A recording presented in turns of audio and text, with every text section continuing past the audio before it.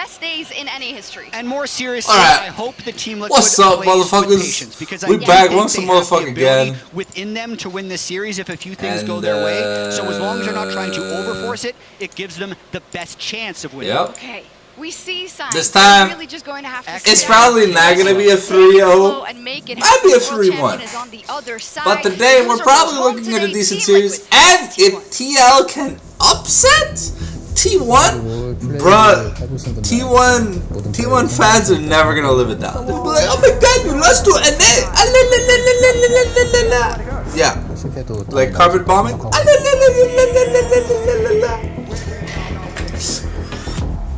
다음에 좋은 플레이가 나올 수도 있기 때문에 그렇게 계속 플레이하는 것 같습니다.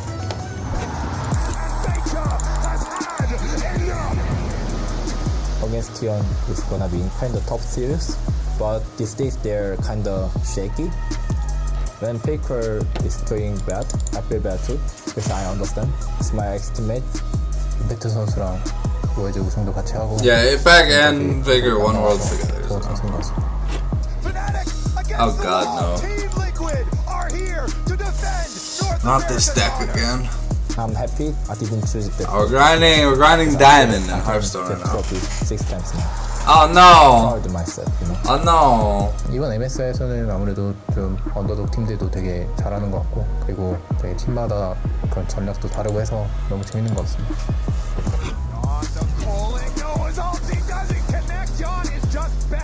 That's a good end. But it improves every time. Alright, yeah, that's right. 하하가 어쨌든 적으로 만나게 됐고, 내가 너를 보면서 조금 많이 배웠던 것 같기도 해.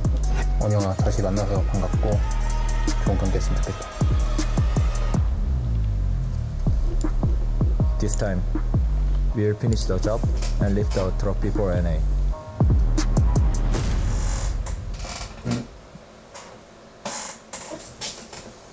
Confident words there from Team Liquid as we get on into TL versus T1, an elimination game. And a game where I think a lot of people didn't expect T1 to be in this portion of the bracket so soon. I mean, T1 themselves, they were very, very, very, very unhappy with losing and getting put down here. The interviews after that series, I feel kind of scared right now because we're going to get a very angry T1. Yeah, and as a lot of us skating teams as well, T1, when they're angry, can be quite scary. At the same time, though, I gotta say, T1, we've seen them have so many ups and downs over like the last couple of years. This roster has been together for a really, really, really long time at this point, particularly in League, where rosters swap out so often. And this match is really going to tell us, is this just going to be another blip? Because again, yes, they lost, and I didn't have a great showing, but it was also against BLG, who are still the tournament favorite, at worst second. We'll see today if T1 can bounce back. Yeah, I mean, the analyst test, they were all T1. Most of the fan vote was T1 as well. Everybody is expecting the world champions, to come in and clean house here versus Team Liquid. But I will also say, in 2019, everybody expected the world champion Invictus Gaming to also clean house versus Team Liquid. They upset IG then, they kicked them out, they made it to finals, so miracles can happen. Now the question is, can they happen right now? Yeah, we got miracle yesterday. Yesterday, guys, because I think G2 I don't know winning. what you're talking about. Well, okay. Expected result, Chronicle. Panic, G2 winning.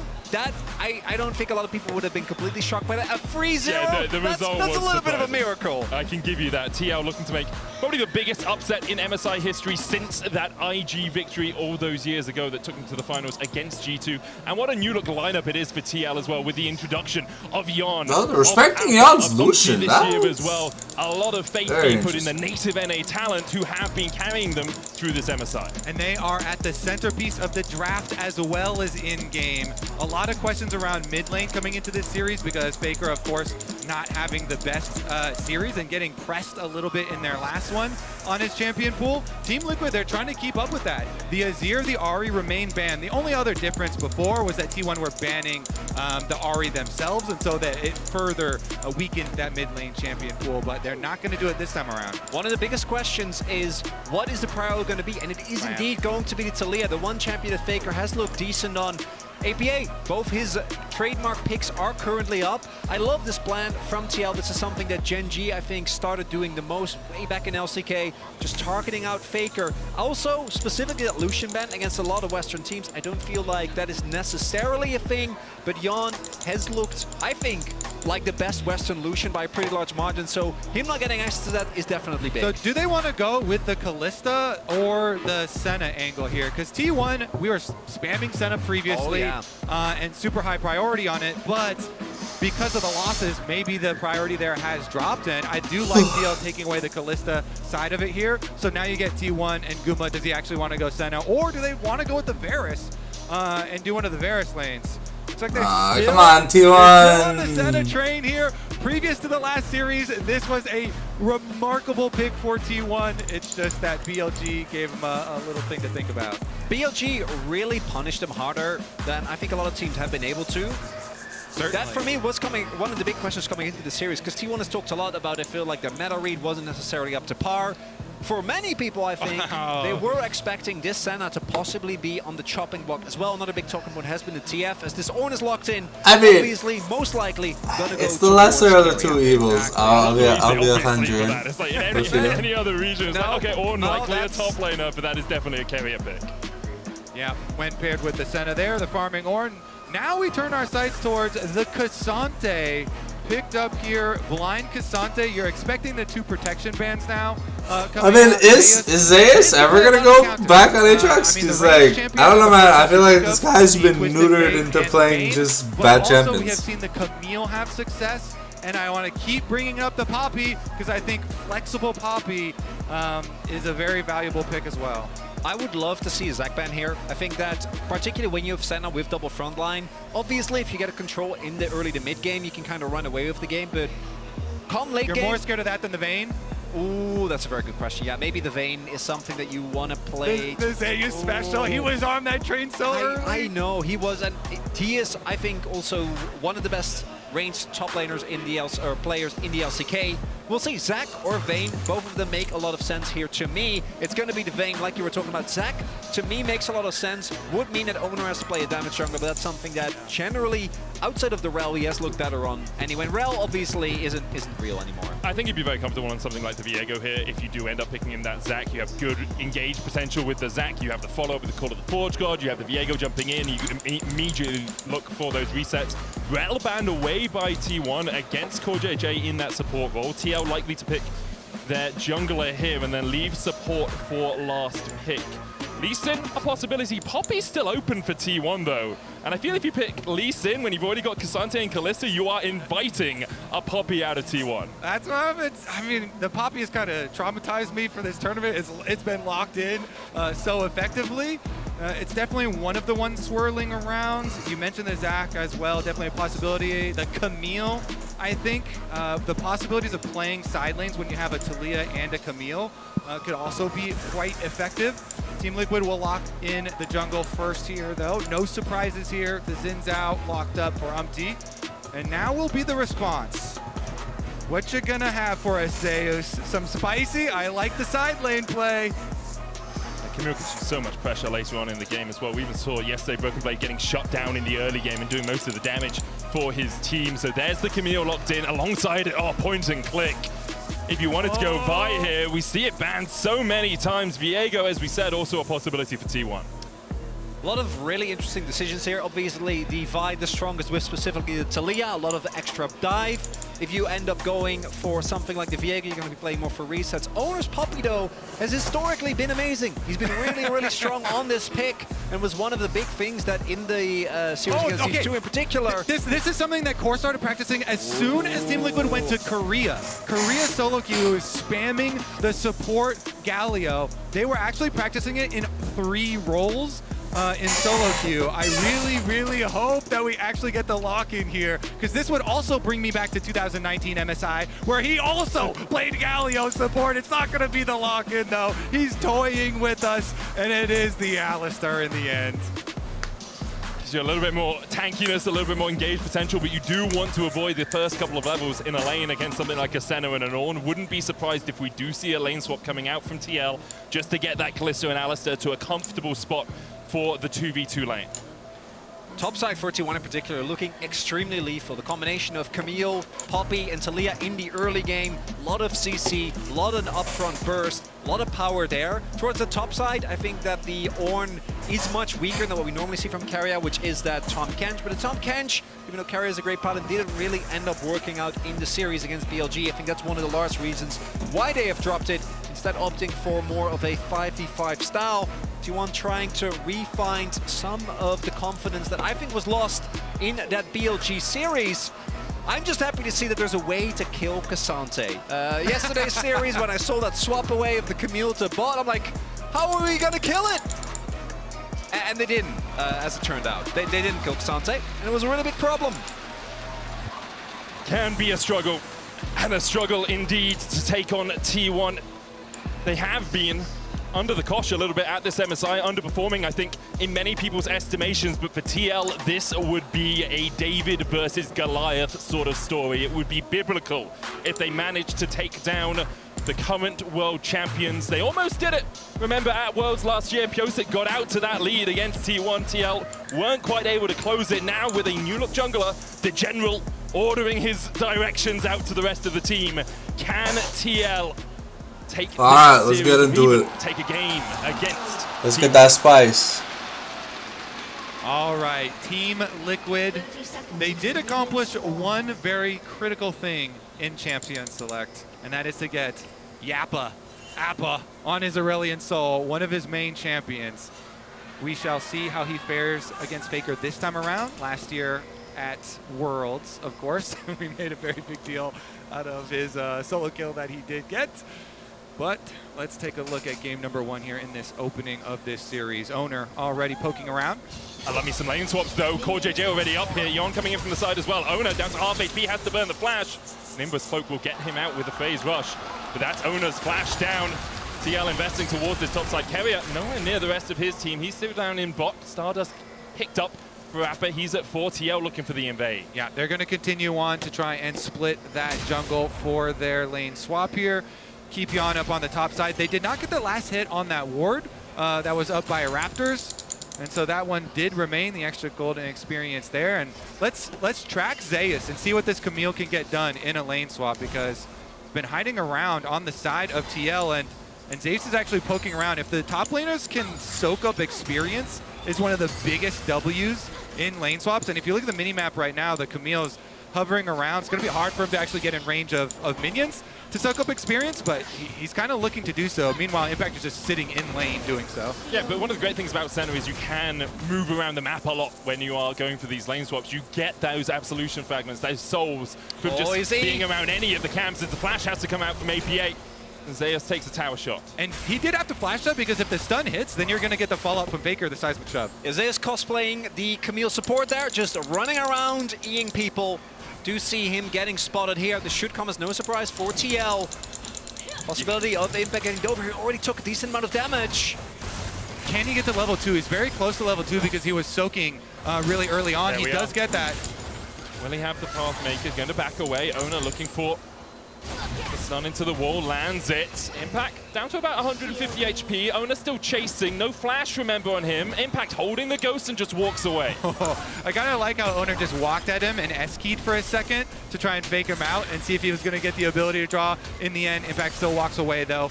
And he did kind of sneak a level, but now we have the collapse on the opposite side, too.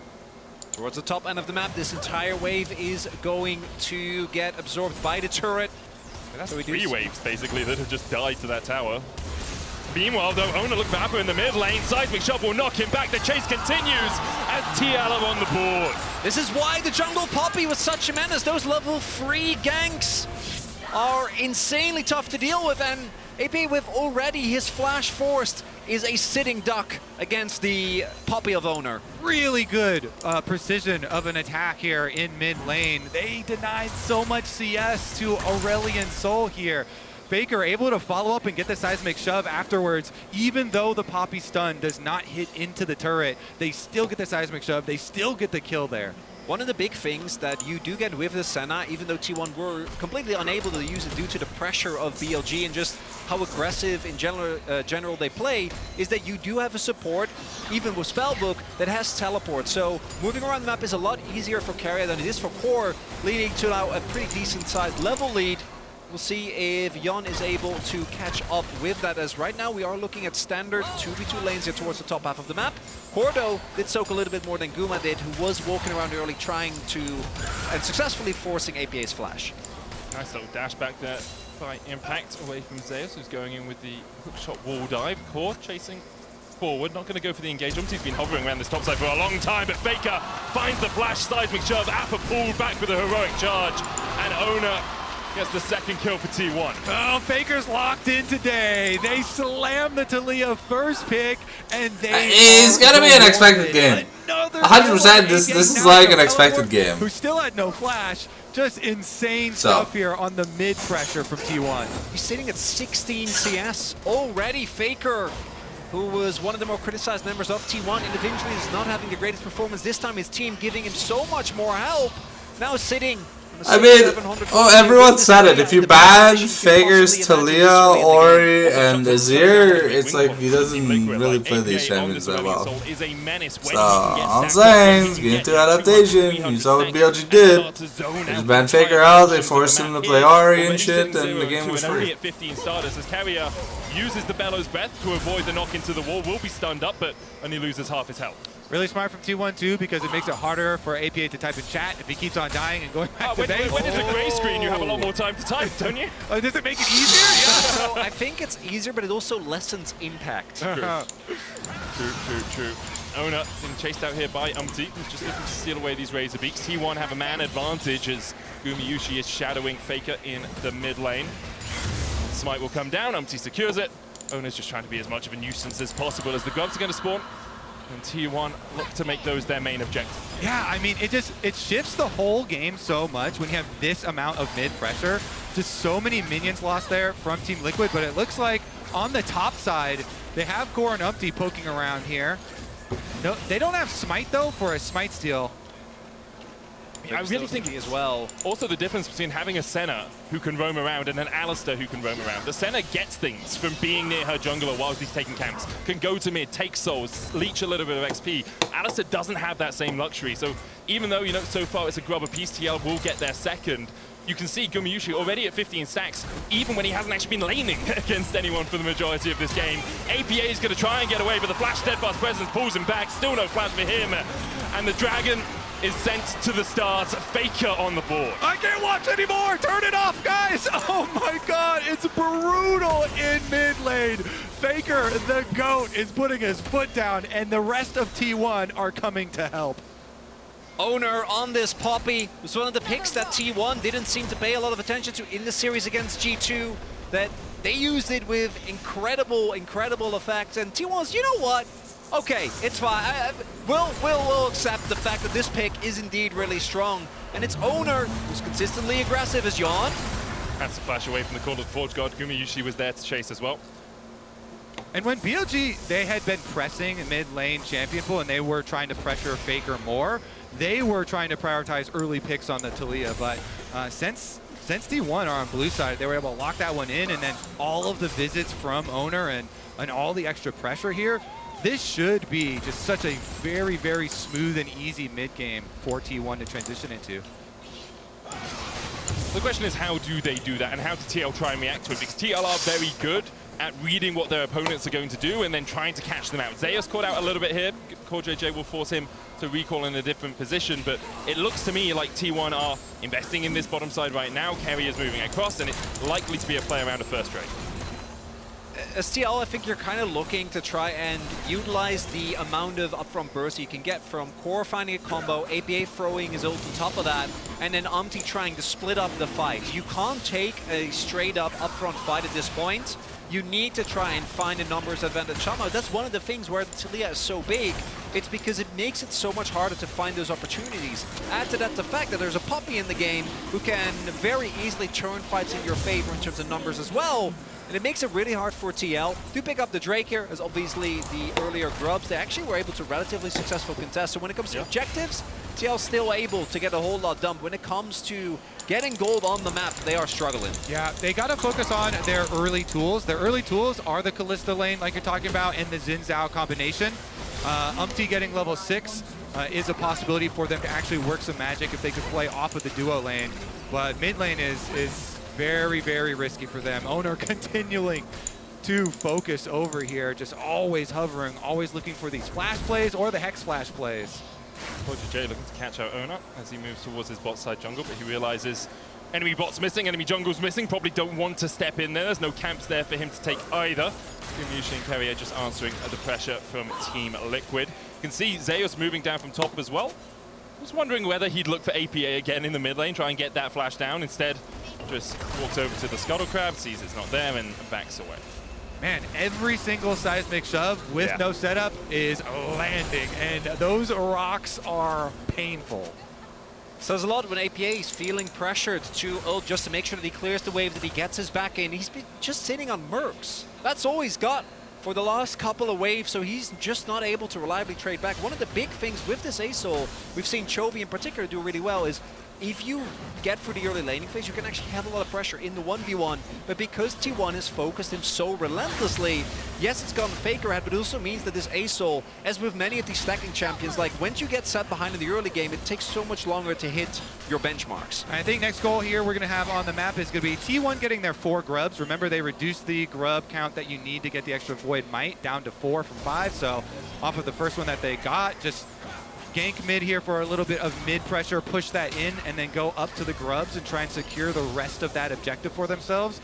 I mean, those mites really do help out. When you're running the Taliyah and the Camille, we talked about this in Champion Select, but the possibility of opening up the mid game so that side lane play and the extra pushing power there would go a very long way. And you can see after getting mid pressure, Owner and Gumayusi work their way across here. And TL, I don't really think they want to fight this, even with Yon moving towards the top side of the map. We'll see. Maybe they can catch them on the exit because Carrier doesn't have his teleport available right now. But because they're so far behind in item spikes and in power, maybe a pick. Knocked back with Dim. Tofu's all out. Pulls Zeus under the tower. He has the flash. CoreJJ is there. Knocked back with the Keeper's Verdict, but Umpty across the wall will be able to get one. He has Smite. If he could steal 1 grub, it would actually be huge to deny the 4. Doctors the wall. APA coming across with the Singularity as well. Gumayushi's going to keep him away. The grub resets at 2,000 HP. Umpty dashing forward onto Faker, who has to flash away across the wall. Last Embrace doesn't hit. Umpty should be able to steal this one away. T1 will be very greedy to go for it, but a good play by Team Liquid as they manage to get another. Carrier being forced away here by Impact. Ignite is down from the unsealed spellbook. Carrier, good Bellow's Breath will stop the Intopu 3 from knocking him back. And Carrier gets to the safety of his tower. Kasante Gaming gets TL right back in here, gives them a little bit of hope. The impact play allows them to deny the 4 grubs there, so get a little bit of gold as well as a little bit of an objective. T1 still in a commanding position. I don't think they'll be too worried about that last play, but that was a little bit of positivity there for the NA #1 seed. Carrier immediately taking a lot of damage here as soon as he TPs back into the lane. One of the big things here is that T1 was still aggressively contesting a member down, which is a classic T1 thing. Impact here, very straightforward, finds the stun, finds the Q3, then delivers Zeus to his team. And then here, crucially, even with the ult from Owner, the general over the wall, wind becomes lightning, finds the snipe. And Umpty actually now sitting on that Sundered Sky, I imagine is going to be looking to try and find more of his plays, because this is the type of game where if you lose control of the mid game, you're never going to reach the point as Umpty. Umpty has to flash away. Weaver's Wall from Faker as well can separate. But he decides against using it. Impact holding the wave far enough away, has that Iceborne Gauntlet, so looks like TL will survive any possible dive for now. Gumayusi chasing Impact out, CoreJJ on his way down through the bot lane. I was going to say, like, the other window for Team Liquid is Faker has no flash. Like, if you could just do to Faker what he's been doing to APA over the last few moments, the issue with that always is you need river control, you need vision control to do it, and right now, all of that bot side river is in Team T1's favor. Yeah, maybe you're looking at CoreJJ, captain of TL there, to try and get out on the map. I mean, to be fair, TL ain't that far behind at 13 minutes, but APA is pretty non-existent. Vision control has been so good, especially around that mid lane. They always keep it lit up for Faker. So there's CoreJJ as the captain. and then you have Captain or Yapton America, and then you have the General. It's a lot of voices. We've got a captain, a Yapton, and a general. And a yawn. and a top die. Oh, Umpty. Knocked into the wall. There's the seismic shove. Crescent Guard goes down. Faker can't do the damage, but now Keria caught in the midst of it as Umpty tries to turn it back around. Call of Fortune coming out. Keria can't knock it up as he's stunned against the wall. John going in as well. Keria so tanky. The falling sky not enough from APA right now. Doesn't have the damage. But it is the 3v4. JJ going back in with the Fate's call. And Ona's locked up. Team Liquid start to fight back. Impact living up to his name. Is he all out back as Yorn takes another, and Team Liquid win the fight around the Drake. Crucially there, so much damage goes into Umpty, and T1 is a member down. So Umpty with his ultimate stays alive. Zeus stays in top. Okay, that was a good play. That was a good play. Team Liquid with some team play down around the Dragon. That will keep their Dragon stacking alive. And Impact is always known for coming to the rest of the team to make plays. He's always the type of top laner that wants to come support you in a Dragon fight rather than go for the split push. And here's what you're talking about as far as Owner getting that big burst damage chunk onto Umpty. But Umpty is in Zhao, and without the extra pressure of other DPS on him, it's fine kind of healing up with his Conquer and his autos off of Keria. APA in the backside zoned out the rest of T1 with that Aurelion Soul ultimate, and then the re-engage onto Owner here after Team Liquid have 4 members on the bottom half of the Dragon. They just chase them up into Impact. It is definitely worth saying, though, keep this in mind, that a lot of T1 strategy is about opening up the map with the split push with the Camille and the Taliyah. And Camille, Zeus, did get outer tower. Just want to mention that, as you were saying, because Impact, he is a team player, but it also means that he's going to go further behind in terms of individual goals. So the amount of pressure that Zeus is going to have in the side, I think that 2 spike in particular for Camille, that's when she really starts coming online. And from that point on, it's only going to get harder and harder to reliably deal with it. Also saw there, APA actually buying a lot of time with his stun, finding 2 people, meaning that there was a little bit more space for TL in that team fight. With an X-Tech Drake, though, I think getting a 2 Drake lead gives you a lot more freedom. I don't know if that alone is going to be enough, because T1 have a lot of really great tools for starting off fights, right? Your Poppy, you have Ornn, you have your Camille, so snap engage is definitely not something that they're going to have difficulty with, but anything that you can use to stall when you have an ASO on your team, I think is always going to be valuable. And playing around the timers on these juiced up ultimates, as you can see, level 11 has the empowered ultimate right there now too. Is definitely something that Team Liquid would want to try and focus on to get back into this game, because you are facing a lot of scary stuff that is scaling up on the T1 side. With the Camille split push, with the Senna and the Ornn both having really good scaling as well. Credit to APA, though, on that Aurelion Soul. He did fall behind in the early game. He's still a little bit behind the pace you'd want to be on in terms of Stardust stacks, but at 136 right now, he'll start to get a little bit more as we go through the game. Umpty locked up. Weaver's wall coming in as well, and Umpty realizes he needs to get the hell out of here. Crescent Guard called to the forge, got TP in as Team Liquid looks to take the fight. Faker has to flash across the wall. Core JJ with the unbreakable will. Maybe an unbreakable spirit here for North America. Let's go! And Team 1 descend behind them, 6 feet under. Faker already down. Keria having to dash away. Owner force low as well as Team Liquid. Faker getting pooped on. Boop, boop. Boop, boop, I'm a pooping. I'm a pooping, poop. I'm a pooping, poop. Exactly! They got the full combo onto Umpty, but Umpty popped his ultimate to deny the burst damage, and then Core JJ on his Alistar followed up. They still have pressure around mid lane here with Impact hovering, but I don't think Zeus and Guma are going to expose themselves. Keria, no flash, no TP. Does have a tower. I'm not sure Team Liquid will be able to get through him quickly enough, but that breath of life is a breath of death, and now Faker joins the party! But this is not the sort of party you want to be involved in, as Umpty's able to dash away. Faker manages to survive for a moment. APA Astral flying out because Owner is on his way to join. Okay, that was good! No ways to trigger TP. And the seesaw swings in favor of Team Liquid. Gold lead is slowly getting smaller and smaller, and that's now back-to-back skirmishes where it's TL that get out ahead. It's a team game, as emphasized by Team Liquid in all of the content that they do. Even the LCK content, by the way, where Umpty went on Secret Boardroom, and the Where called APA NHOV. He said that it's okay if APA loses 1v1 because it's a team game, and they will focus on the team fights. Let's take another look at it. There's the combo they started out onto Xin Zhao. That was the AoE denied, and then the follow-up, Core JJ into Impact. And Impact shuts down his old teammate Faker. to get some extra gold for TL. It's also, again, T1 not seemingly being on the same page, and this is something that they've struggled with the entire tournament, it feels like, because, yes, Zeus joins, but it really doesn't impact the fight from that point on because so much burst has already gone down. They've lost their most fed member. The teleport is invested, but particularly on the side laner, if instead they make the same call and Zeus just keeps on pushing, right? Maybe he's a level up at this point, maybe his second item can be done, but instead, actually see aiming, or Impact Rider, at least when it comes to the experience, still sitting even. And the big thing for T1 now is you're 2 dragons down. Drake is up in 16 seconds time. The goal basically even between these two teams. Almost 2 items on APA, almost 2 items on Yon. Team Liquid in a very advantageous position to fight around this next Drake. Exactly. Even though T1 were getting all these kills onto APA early on into the game, TL did the 2 main things you need to focus on with the objectives when you're facing against a split pushing team. Deny the Void Grub bonus and stack your early dragons so that you can bring them to you. This will be number 3 for sure, and then Dragon Soul points will be acquired by Team Liquid. We will see in 5 minutes here if they're able to force T1 once again to come check them.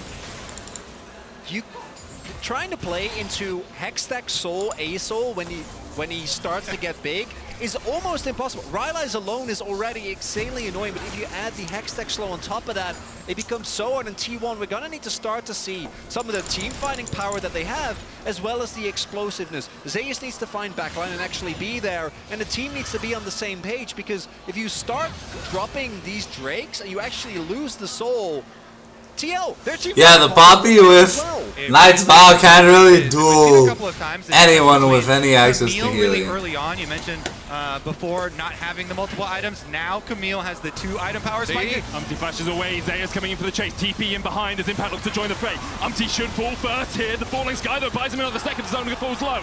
On the backline, Yon is trying to get away from Kerry at the Dawning Shadow, not enough, but Zeus finds him with the flash. Hookshot won't die for Yon, and now T1 Yeah, really Impact springs to wasn't life. part of the team Zeus, fight. as soon as he finishes his Ravenous Hydra, here comes the Camille like Superman out of the wings here for T1. They get the pick, they kill Umti, they kill in mid lane as well, and they're gonna grab the Baron. And 4 times the charm, the previous engages in Umti not paying off for T1. This one though paying off in humongous fashion, as this Baron's surely gonna go down. I mean, Ona has to keep his verdict, but that's really the only ultimate T1 have. Carrier flashing forward, APA flashing away, Astral Flight gets him away for the moment. Impact trying to join the party as Cordia J trying to get there in time. Impact goes all out just this once, and he puts Zeus to bed. He won't find another as T1 collapse on him, but Team Liquid do get 1 kill out of it. Well, that's a big kill. Zeus, you are the split pusher. You want to play that 1-4, so giving up the Baron buff on him is a bit rough, but still immense win for T1. Yeah, it's crazy. As soon as he finishes his item, by the way, he just finished his Ravenous, and then here he comes. Zeus, the god incarnate here. Oh man, that timing too, finding him in the brush, stopping the recall, and then Owner immediately goes with him. They dive onto Umti. APA is trying to peel him and they delay a little bit, but it's already dead. And by that time, the rest of the members of T1 have put so much damage onto Yon that Zeus could follow through on that kill as well, flashing in, grabbing the stun, turning it into the early Baron. How many times have you seen T1 use these Baron buffs to just clean the map? It was just 2 minutes ago we were talking about how Team Liquid were in a good spot for the next fight. Now they are 4,500 gold behind, still 2 minutes on the Baron, but 2 minutes on the next Hex Drake as well would be sold for TL if they can somehow sneak it away under T1's noses. T1 though, when they get into this sort of position, are very hard to topple. TL gonna have to try and find a team. You might even say that they give up this next dragon because again, they have a lot of freedom this time around. Wait for another item on APA, wait for, say, 7 minutes instead of the 2. As long as you don't lose your inhibitors and don't lose full control of the map, you should be fine to at least be able to move out. You have Core JJ, great at face checking, a lot of safety for him with the Fate's Call as well. But right now, you just gotta keep your defenses up. T1 though, they're gonna be looking particularly for these side lane turrets to inject even more gold, further build that lead, and get to the point where TL, even with their scaling with this Cassante and this A-Soul, is never gonna reach that point. Yeah, because looking across too, even though it's a support Ornn, guess what? Carry is going to start upgrading items pretty soon here. And so T1 are going to have upgraded items on top of all the soul stacking that has been a little bit slow this game for Guma, but we'll be able to start getting some more too. It's kind of seesawed between APA getting put behind in terms of souls early game, and now Gumayushi not being as quick after having a bit of an accelerated early game in terms of stacks, only getting up towards 80 right now. APA at up 240. The tier 2 in the bot lane falls. Zeus trying to get away. Does have TP, no flash for him. Hookshot wall dive was used. TP coming in, and Team Liquid accept that that's all they really wanted. Either, you know, a couple of summoners maybe. They get the TP out. Meanwhile, Kerry is looking for the collapse. And T1 want a little bit more of the action. Base call will pull out Core JJ, but Umpty dives in. The Crescent Guard, just enough to keep him alive. And they saved the general, but it's at a heavy cost. T1, they're going to keep going. Impact Two big ultimates gone. Impact looking for something here as well. He's waiting in the wings, waiting in the bushes. Will T1 overstep? The Baron on most of them still. Now, importantly, Zeus will back slower than the rest. In the end, everyone is going to get away for T1. They got 3 tier 2s out of that play, so the gold continuing to balloon in their favor. Yep, they literally just wiped all of your outer towers off the map. One Baron, goodbye every single outer tower there for TL. Now they just have to defend at their inhibitor ones. And you already brought up the difficulties now with fighting this dragon. TL are trying to get some vision first. And poke around over there. APA does technically have teleport on the Aurelion Soul, so they can make the call. Just keep him split pushing up on that top side and maybe get up to the tower instead of actually trying to fight this dragon. When it comes to souls, Guma's been struggling, but he does already have his Lord Dumps. Zeus might be in trouble here. He's always lonesome here. Like, TL know he's in the area as well. You can see Core JJ starting to collapse. Team Liquid have given up the Drake. Now, can Appa survive through... APA survived through Zeus' initial burst. He can. There's the knockup as well. Hextech ultimatum, though, into the hookshot wall dive. APA Samus! No angel saves you from a god. It's Zeus picking up the 1-for-1 in the top lane. With all the resources being put from T1 towards the bot side to get this dragon, TL think maybe we could get something. Zeus says no, a 1-for-1 trade. As crucially, APA dies, and not only that, that's not worth. They tried to dragon and in him for just a kill on Zeus who had no shutdown.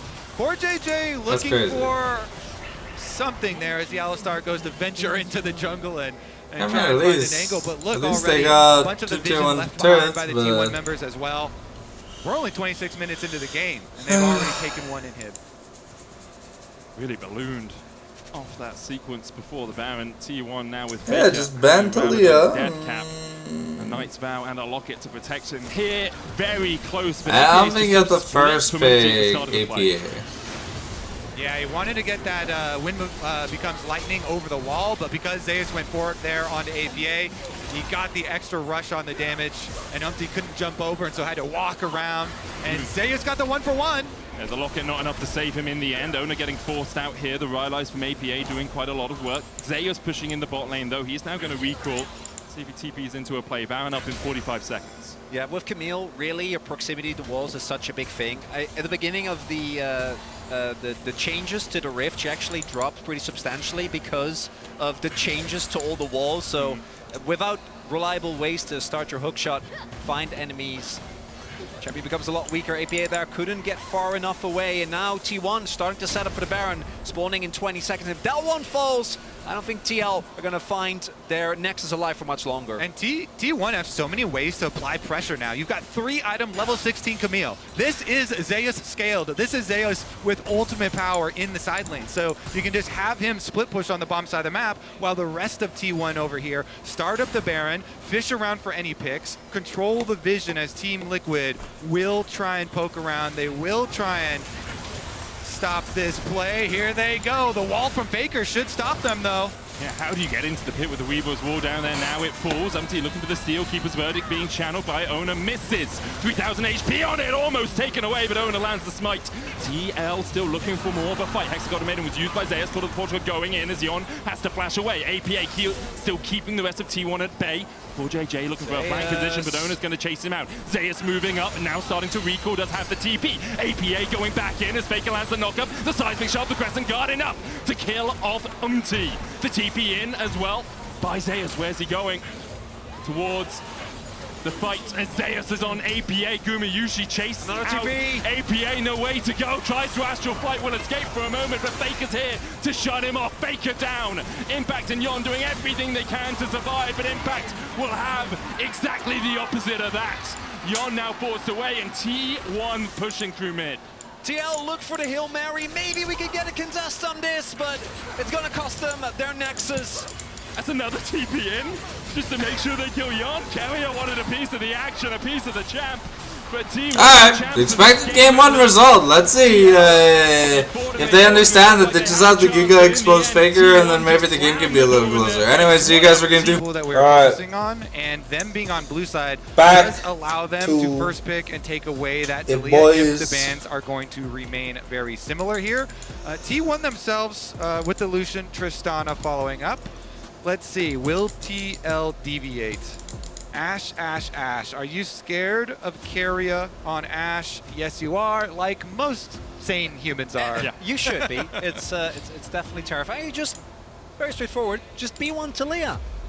I think that is the takeaway. Obviously not one of APA's his most iconic champions, but I think he's had a decent performance on it, and you gotta try and push Faker. So now we're gonna get the Kalista trade and probably the Varus on the side of Team Liquid. Kalista here. Kalista Varus. I mean, you could take them both. They did it. T1 would, It is yeah. Carrier, yeah, let's see. I mean, that's how they play against G2 in game 5, right? Kalista's the no-brainer, though. Yeah. That one is definitely gonna Yeah, get locked Kalista in. for sure, and then Carrier, can play whatever he wants, including the Kalista if they feel like swapping that around. Let's see where they decide to go for their second pick. Faker's pool obviously pinched a little bit here with the Azir, Orianna already removed, Tristana taken away, and the Talia locked in. He will be falling down to his second string. Things like the there we are. I mean, they've already shown us at this competition that they're willing to do this. Yeah, not new information there. Obviously going to be Carrier here, or obviously if you've watched previous games, Carrier going to be on the Lethality Kalista support, giving Guma a lot more safety. My main question is T1 going to lock in ASOL here on that R3? Because the ASOL from Faker just hasn't looked that great. When we did see it, was still bent away against him just because the pick is really strong right now. We'll see what the answer of TL is going to be. I imagine you got to lock in the bot lane. Nautilus already taken. Otherwise, the bans are really going to put you in a tough position. Yeah, I don't really like the ASOL for T1, so maybe something like the Ahri or something that is Could still be, available. yeah. Some Faker Ahri action, looking for those charms. Meanwhile, on the side of Team Liquid, the pairing here on the bottom side, what you got for us, Jan, with the Nautilus? Okay, they're gonna leave Jan's pick, drop it even further down the AD carry pool, and just grab Impact, that old reliable Cassante again. As long as we stay away from the Smolder, I'm willing to trust to see what And TL is maybe the going to Jhin? bring. Jhin, I'm also not. I'm not as big of a Jhin anti. There's no tanks on the other side yet. Yeah, very true, very true. I still think the Jhin shouldn't be a consideration here, as you already pointed out, Kobe. Will be that Ahri, which has been one of the more popular counter picks in the LCK against the Talia, being able to circumvent a lot of the zone control that she offers. And once you actually get on top of Talia, she can really struggle. Does mean, though, with most likely this being double lethality, that killing Cassante is going to have to be a bit of a tough task. And I think TL have to ban Vi. You cannot allow it to be an option. Last time around, Owner opted to go with the Poppy, and he absolutely destroyed mid lane. But if you let him go Vi and have a Vi Ahri lane, Vi Lee, that's gonna be almost as bad as the previous game mid lane pressure that we saw, maybe even worse. Yeah, really a big struggle for APA in the mid lane if we see the Vi locked in. Sejuani taken away by T1. TL thinking, and will remove the twisted.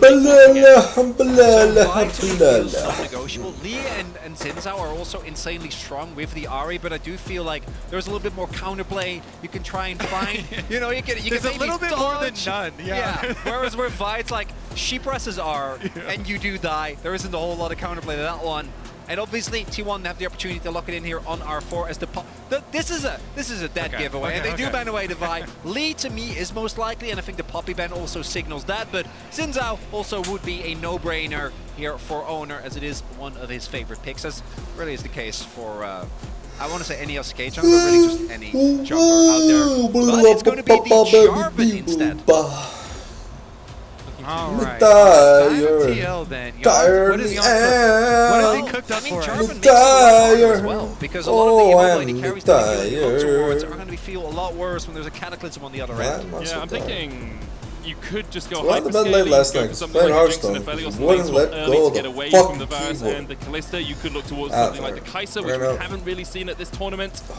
But there's so much ability for T1 to get on that backline that you want someone with a little bit of safety. Ezreal as well, a possibility, although I don't think one of Yon's favorite champions. Let's go Nila. Lee Nila, of course, obviously. Samira, just pick it, you might as well. We'll see the lead locked in for Umti.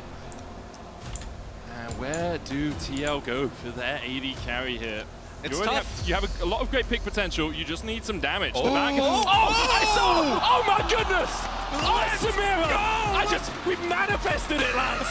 This is enough. Holy moly! This is thanks to us, gang. Good job, everyone. Oh my goodness. Oh, but there's going to be 3 AD carries on the side of T1 though, as this time around the Vayne was not banned because they had to ban the Vi, and so Zeus slams his Vayne. He was picking it already in the LCK. This is going to be a very AD carry heavy game. It really is. And for anyone who's wondering, has Yon played Samira before? Yes, 3 times, he's won 1 of them.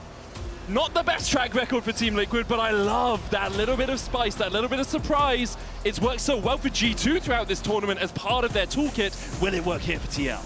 It's also because you're playing into Jarvan. I feel like so many of the carries that maybe you look for with a lane swap to just go and scale, it becomes so much harder to reliably play out. So instead, going for something that can actually win the fight, if you find a good all-in with that Nautilus, could be an angle here for TL. And I love the theme that Team Liquid have been putting so much faith into their young carries here. Yon and APA, so much faith from the organization, building them up through the academy system, promoting them onto the main team, and then here at MSI on this stage, they pick a Samira kill lane with Nautilus. At the very least, I love this because it is so kill pressure heavy. Let's be honest, guys. If they can do well level 1s and level 1 and 2, I think TL have a shot at winning this game.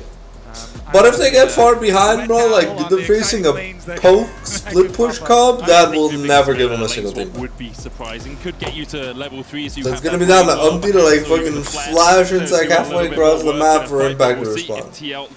We let I love the trust, as you say, that they put it to Yon in this game. Yeah, I think it's I just swear to God, I see double no Blaze lane lanes. swap. Every single one is so insanely scary level 1 that maybe you do just a level or 2 and then swap back. It's a level 3 or a 5-minute swap we often see. Yeah, particularly with a champion like Samira, because I feel like if you somehow are able to get a lot of damage into core while he's aftershocked up, and you get a longer trade, then the Samira can maybe do something. But realistically, how a lot of the early Halo Blades level 1 play out is you woke up, they both proc Halo Blades on you, and you're at 30% HP, and watch the wave just get stacked and crashed into you. And it does look like, and I do actually agree with this, I don't think you should look for a long swap, but a short swap just to get through this first couple of levels and negate the biggest level of impact. So many of these double Halo Blades lanes just start with taking control of a lane level 1. Denying them that could be an angle. They were waiting around for the invade, and in the end are going to call for it. There goes Yon up to the top side of the map. We expect the continuation of the split map here. T1 coming in, making sure that enemy does not steal away one of their weak side camps is kind of big, but TL are going to be able to steal away at least the Raptor camp from their weak side. Oh, Owner is going to go for the smite. Owner is going to be met by Umti. Quick. Can flag and drag away. Impact still looking for the chase, has that path maker. Carrier coming back in, will have the Halo Blades. Umti hit the Tempest Cripple. Impact. We go for the stun. Owner kicks. Owner down! Zeus is here to join the party. Carrier rends down Umti for the kill. Impact able to ghost away 1-for-1 in the jungle. Pretty big window, I think, for TL, though. Able to get the camp, that's one thing. Then set up vision. Core JJ is going to be able to towards the top side of the map. And Owner, because he got hit by the stun, means that he does end up going down. I think was looking for a flash angle, but because the impact clips him, not going to be the case. And no, Core JJ is going to annoy Owner towards the top side of the map. Owner held on to his flash in that last sequence, but now has to back away. Dredgeline did connect, but that's just a trade. Zeus now down in the bottom lane, trying to force Impact back, but he's so much more free now because he knows it's not a 4-man dive. At most, it can be 3 members of T1. Now we get to answer the age-old question. How many AD carries does it take to kill a Cassante? he's facing 3 of them right out of the gate here from the side of T1. And it is going to be Team Liquid, Yon and Core JJ here up on the top side, of course, with the extra damage reduction. A little bit slower going on the turret plates, but Yon did a good job building up giant wave up here to ensure that the entire thing does crash at the same time. And here go the T1 zone. Impact also able to just make his way out. Tries to soak as much XP as possible. This wave also goes in. Minion's going to be doing a whole lot of damage here, and because of the early first blood going over to TL and Lee is always going to have an advantage when it comes to clearing, but now because Owner ended up going down as well, he's going to be able to take a lot more of the topside quadrant, and as a result, Owner going to be falling behind. And the props are to Core JJ, because the critical delay on Owner is Core JJ going into the jungle on their, quote-unquote strong side of the jungle map, and then forcing Owner back, and Owner wasting a little bit of extra time there on the Jarvan. All random, all bot. This is our swap back that we were looking for, though. After those couple of levels, pushed in on the top side. Now we get to the exciting part. The Samira Nautilus kill possibilities. Do note that T1 have chosen to put Faker towards the top side of the map just to make sure that someone is catching that wave. Zeus now going to run towards mid. He's level 2. Still is going to have to play really respectful against APA. That is huge zoning going on in the bottom lane. They're not even in experience range. Yon and Core JJ on the swap back because T1 were a little slow with it. I want to take a look at that minion wave that was down on the bottom side actually one more time. See if they don't get vision, then they should start pushing the wave in. Yeah, it looks like they're slowly pushing it back in. Umti going towards the mid lane as Faker's keeping Impact busy up towards top side. Owner only has his Krugs to farm, so he's working his way all the way up there. Umti just pinged his Gromp, so I think it's going to be a battle over those top side camps in a couple of moments. Zeus dealing with APA in the mid lane, or at least trying to, but he's only got 4 CS, and we're 4.5 minutes into the game, so anyone at home sitting in bronze, you're only going 1 CS a minute, you can go to the international stage as well. Very inspirational, Matic. I like it. And now we're going to get the bounce back from that pushed-in wave on bottom side. See if we actually do get our excitement. As of right now, the junglers are clearing their top camps, though, so we'll be kind of that fair play. By the end of everything, it does look relatively even. I think it's a win for TL because they got to evade the power spike of that double Halo Blades lane. In terms of experience, it looks a little better for them. But due to the fact that T1 was able to zone Impact fully of the wave as well, does look like right now gold relatively even. I think it's that first blood gold that really tilted in favor of TL. Yeah, quite nice. And let's Umti. Sidesteps the flag and drag. Weaver's Wall coming in as APA looks to join the fray. Faker still on a level 5. Flash away by Owner. Charmed by Faker. Doesn't want to step onto the unraveled earth, but that's an ult for 2 flashes for TL. That's the experience lead we were talking about. Because APA was matching, or was being matched by Zeus, he just got to farm up, keep it shoving. As a result, big win for TL. And there's a bigger experience difference between the top laners up there. Impact is Zeus. He does leave now, so he's not going to take over to his What was that? There will also what was that? When you have that Vayne versus Cassante, and Impact having his Ghost again, she'll feel pretty comfortable. Umti's going to be able to take up those Void Grubs for the trade on Dragon now. Feels like a recurring theme this MSI that teams just don't respect the Taliyah level 6 spike. So many skirmishes have started off with a team seeing someone in their jungle and being like, hey, you're not allowed to be here, and then in a moment's notice, Taliyah shows up. The Dragon is taken. Owner should be able to flag and drag his way out of this one. Oh, nice little It's use fine. of the fog of war there by Owner. Nobody knows. Escape any possible vision. As you say, you always have the flag and drag just to jump over the wall if the collapse did begin and APA doesn't have the Weaver's Wall back up. The Charm, though, is going to hit by Faker. Unraveled Earth down means a Spirit Rush would be a risky endeavor for the T1 mid laner. 300 gold between the two teams early doors here, but as we said, TL perhaps coming on top of the lane swap so far. Zeus going to get pulled out with the all out. Ghosts away. Impact condemned against the wall, but Impact so far landing out in this top lane.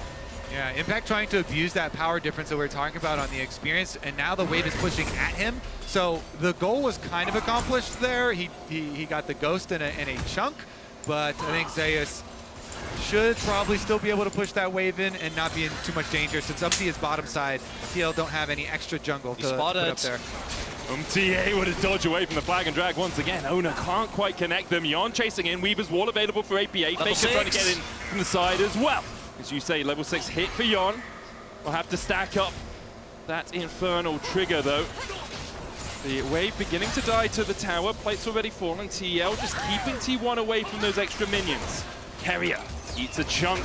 Seismic shove, and Carrier's the first to fall. The dash in by Yon, trying to put T1 in the 8th circle of hell, but can't quite get it as Gumiyuchi flashes away the heal. Guma down to 100, can't quite get the damage as Guma escapes with a sliver. Still, T1 rather don't respect at all. Carrier ends up dying with Flash, just getting seismic shoved in the multiple people. It is APA on the Taliyah this time around, and he's the one to get the pick. The seismic shove that knocks him in. And Team Liquid, that was extremely valuable because they also were able to zone off of that bottom tower and those minions. And then on the reset, APA even gets back to the mid lane wave in time. Big thing there is, again, it's the level discrepancy. T1 just thinking about taking that in the first place is a huge risk. Just the edge of that seismic shove. Is Taliyah just going to become perma-prio? Is Taliyah just OP, boys? That's MSI, I think. Yeah. I think we've seen the Taliyah Prio really paying dividends for teams. Big thing, though, of course, in that replay that you could see on the mini-map as well was the minions dying to the bottom side tower out there. That is why TL were posted up between the two towers, and the extra bonus why you go for those plays. See there as well, again, APA hovering, and we talked about this mid-jungle. The Vi was banned, Faker and Owner haven't really been able to sync up the way they did in game number 2, whereas and APA have. That first scare restored to the top side, already a big win for them. If they can keep up the pressure, it also means that with this double Halo Blades lane, ideally you'd want to be pushing, you want to be playing aggressively, try and look for knowledge, but now, Yon is actually ahead, has a kill, has his plated steel cups as well, and APA keeps hovering towards the bot side of the map. All right, he certainly is working out his emote keybind there as well with the good old Papega Frog. Yeah. I mean, APA tweeted out that he was not going to trash talk this game, so I guess Jan's going to take over with at least the emotes. Though, looking for a catch here as Owner and Carrier walk through the jungle together. Able to dodge away from the flag and drag, and then uses Owner as an express out of there. Owner caught up, has the flash charm on APA, means that he can't quite get the damage downside and shove, just short of Faker's tail. Not only that, but you also see Chorus walking up, and in this situation, would you rather have a Nautilus that provides CC or a Kalista? The utility that Carrier provides is great when Guma's there, but outside of that, Core JJ, if he finds a hook, if he finds an auto attack even, it's just going to lock you down and take you down, so Owner has to respect Flash. A lot of offensive reach now taken away from this Jarvan. Yeah, I really like that wall from APA actually on the Taliyah. Jumped off early, made sure that they were going to be able to get that flash. Played well there as well, helping Core JJ get a bit of a quicker reset. In fact, feeling the pain of the silver bolts that Vayne can put out, Zeus has evened out the gold in the top lane, as expected, as they've been in the 1v1 for a longer time. The Vayne can just farm, you know, she's got the range. But across the board, leads for TL in the jungle and the AD carry position. A small lead for Carrier as well, in terms of support. He's about 500 gold ahead. Doesn't have his kick just yet. That is a lot of defense or offensive power gone. So double sums, but even getting a sum for Zenitsu would be nice. They don't want to risk it though. Don't have a lot of knowledge of where Owner is, I don't think. And do want to highlight as well, one of the big things that T1 did in particular really well in the playoffs when they started bringing out this Vayne top was not just in the 1v1 where obviously you're going to have a lot of pressure into the Xante, but how they play it out in team fights, because the lack of a frontline makes this comp pretty... It's pretty tough to execute, but it's also very easy for the opposing team to over-index on a target, not taking into account the fact that there will be a Vayne tumbling around. Yeah, exactly. It really does rely very heavily on hitting your CC. Your CC is the only thing you can have to bring structure to the team fights at that point. Meanwhile, like you say, it is also going to highlight the DPS focus fire as you kite back from one person, the focus fire of the other ranged players, trying to dissuade your opponents from their melee endeavors. I will say, I am definitely looking at Faker at the moment because the Malignance is done. Malignance is one of these items that has just catapulted Ahri, forward in priority. That thing just makes the ultimate insane. And we also just had another item completion for Guma. TP in by Faker as well, and Umpty's down. forced out in the Cataclysm. Faker looking for the chase as he dashes forward onto CoreJJ. The charm still connecting. Death charge out as CoreJJ looks to escape. Has the flash for face plants. Hits his noggin against the wall and falls for it. Again, it's right on these item completions for T1. Guma just finished his opportunity. Faker had finished his Malignance, and they immediately pull out 2 picks. Big thing there for TL. It starts with one mistake, and again, Umti getting caught. Mistake by the General. That alone, not enough to really give T1 it's okay, this is Umti's first time at something other than like... JJ ends up going down, ends up using his flash, this is which Umti's like first playoffs a lot more this year, so potential in the team. can't expect much. Ultimate, that's now going to be gone, and the gold lead starting to balloon a little bit as we take a look at Umti getting taken here. Yeah, nice ultimate there from Guma. Guma over the wall with the change of corruption into the arrow, allowing Owner to finish it off. And then Faker here, as soon as he sees the Nautilus going for this wall, throws out his charm, and the charm catches up to him. Then you have the embarrassing faceplant there at the end. Yeah. It's a bit of a struggle, but it's good punish by T1 because TL have been doing this consistently through the game. Get bot push, move in, try and steal away the Gromp. We saw Umti dodging a couple of flag and drags around it, and now they brought more members across, had the extra ward for the TP in by Faker, and because of it, they managed to pick up 2 kills. For TL, they got to try and find a fight where Yon is there. He's got his Collector finished, and everyone on T1 is squishy. Everyone can get taken down by the Samira in an instant if she isn't focused down reliably. Oh, dash forward by Zeus here. Does have the ghost, has the flashes, use the condemn though. Umti on the chase. Dragon's Rage, Sonic Wave will hit. Zeus burns both his summoners alongside the final hour to escape. Big win, getting double sums out of the Vayne is going to make her much less of a nuisance. Zeus is going to have to play way more respectful inside. Yeah, definitely. That's basically everything that Zeus has to bail him out there. And Umti did not use his flash for that. He goes in, makes sure he can get the ward hop, kick into the wall. They don't overchase and then turn their eyes towards the objective. Rift Herald should be going over to TL. Earlier on, we saw Umti taking 2 grubs. Owner was only able to pick up a lone one, remained standing. Zeus forcing impact out of it. Not much to do about nothing there in the top lane. He's just trying to harass down his opponent, who likely will look for a recall pretty soon. T1 investing Owner and Faker in this bot side. APA's already pushed out the wave, and Faker will catch the next one. You have 1-for-1 when it comes to these dragons. With Camtech, Soul on the Rift.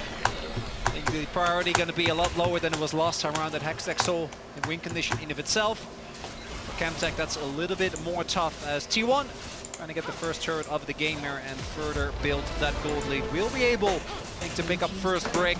Top lane, not far behind, just a little bit slower here from Team Liquid.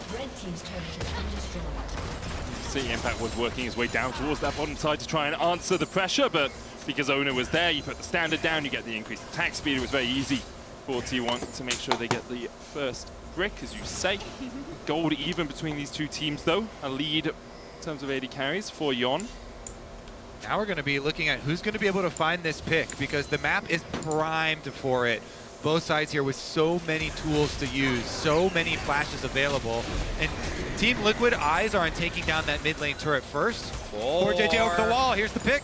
Weaver's Wall in, Gumayushi on the wrong side of it. Sonic Wave wide, CoreJJ Hex Flash backwards. Seismic Shot being used as well. TL have invested a lot of tools into this, but with the Rift Herald charging forward, with Impact collapsing, and with only 3 members of T1 being here, it will be the tier 1 in the mid lane for TL. All right, calm and collected there. Guma just stands against the wall at the tower. The objective is taken down, though, opening up that map and allowing them to get some of those wards here into the jungle. One of the big things in this game is that we saw in the last game already that it was hard for T1 to, and when they fixed it, it was very, very quickly over, is to sync up Zeus with the rest of the team. And I think there, you saw TL looking for an opportunity because there is no teleport on this Vayne. If you can find a snap engage, either by trapping people with the wall or CoreJJ going in, it's really hard for T1 to immediately have the members available. Obviously, in case of Guma, you got to take into account the Fate's call. And T1, you can see them, they're already making this call to go for a play on top side of the map as Dragon spawns. But TL have made the call to counter that play and answer it and not be drawn to the other side of the map. Now they're fishing around, seeing if they can find any stragglers. Maybe they will. Ooh, CoreJJ places the ward, goes for the hook. Can't quite get it in time to catch out Owner. Carrier harass CoreJJ across the wall. Some vision here for T1. Reset coming out. Owner's pathing towards top side. see a fight perhaps around the next Drake, although, as you say, both these teams maybe not prioritizing it because it is just the chem tech. You have to be really careful when you're retaking territory from the other side of the map too in these situations, since there are so many burst pick plays available. You saw Faker down there hovering in the brush, waiting to see if TL is going to try and smite this. Doesn't get it across the wall. The control ward going down by Umti, actually denying a bit of vision there for Owner, who just dashes back out of the pit. Impact caught up with the charm. Pathmaker's out, buys himself a lot of time with that, and Ghosts as well will escape the clutches of Faker. With the Malignants, Faker going to take that trade any time, but it might be a moment for TL to say, hey, there's no ult on Faker. Maybe we want to try and play for this Dragon. Yeah, really good timing there on Impact. Goes unstoppable as Faker comes in for that really close range charm. And now, no ultimate.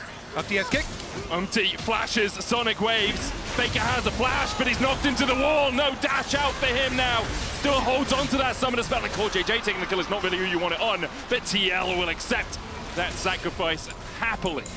They're going to be able to pick up Dragon afterwards. They overload this side of the map, and Impact avoiding the attempted pick here on his life. They turn it around. 2 objectives now. You will get, of course, Zave split pushing up on that top side to try and answer, but they have a teleport to answer as well. Crucially there's no Baron up. The classic T1 counterplay of just rush Baron, especially when you have the Vayne available, not really an option for them this time around. As a result, TL currently taking the Dragon, and they looked for the cross map, but Vayne doesn't push that well, particularly this early before you are, as Owner is able to just make his way out.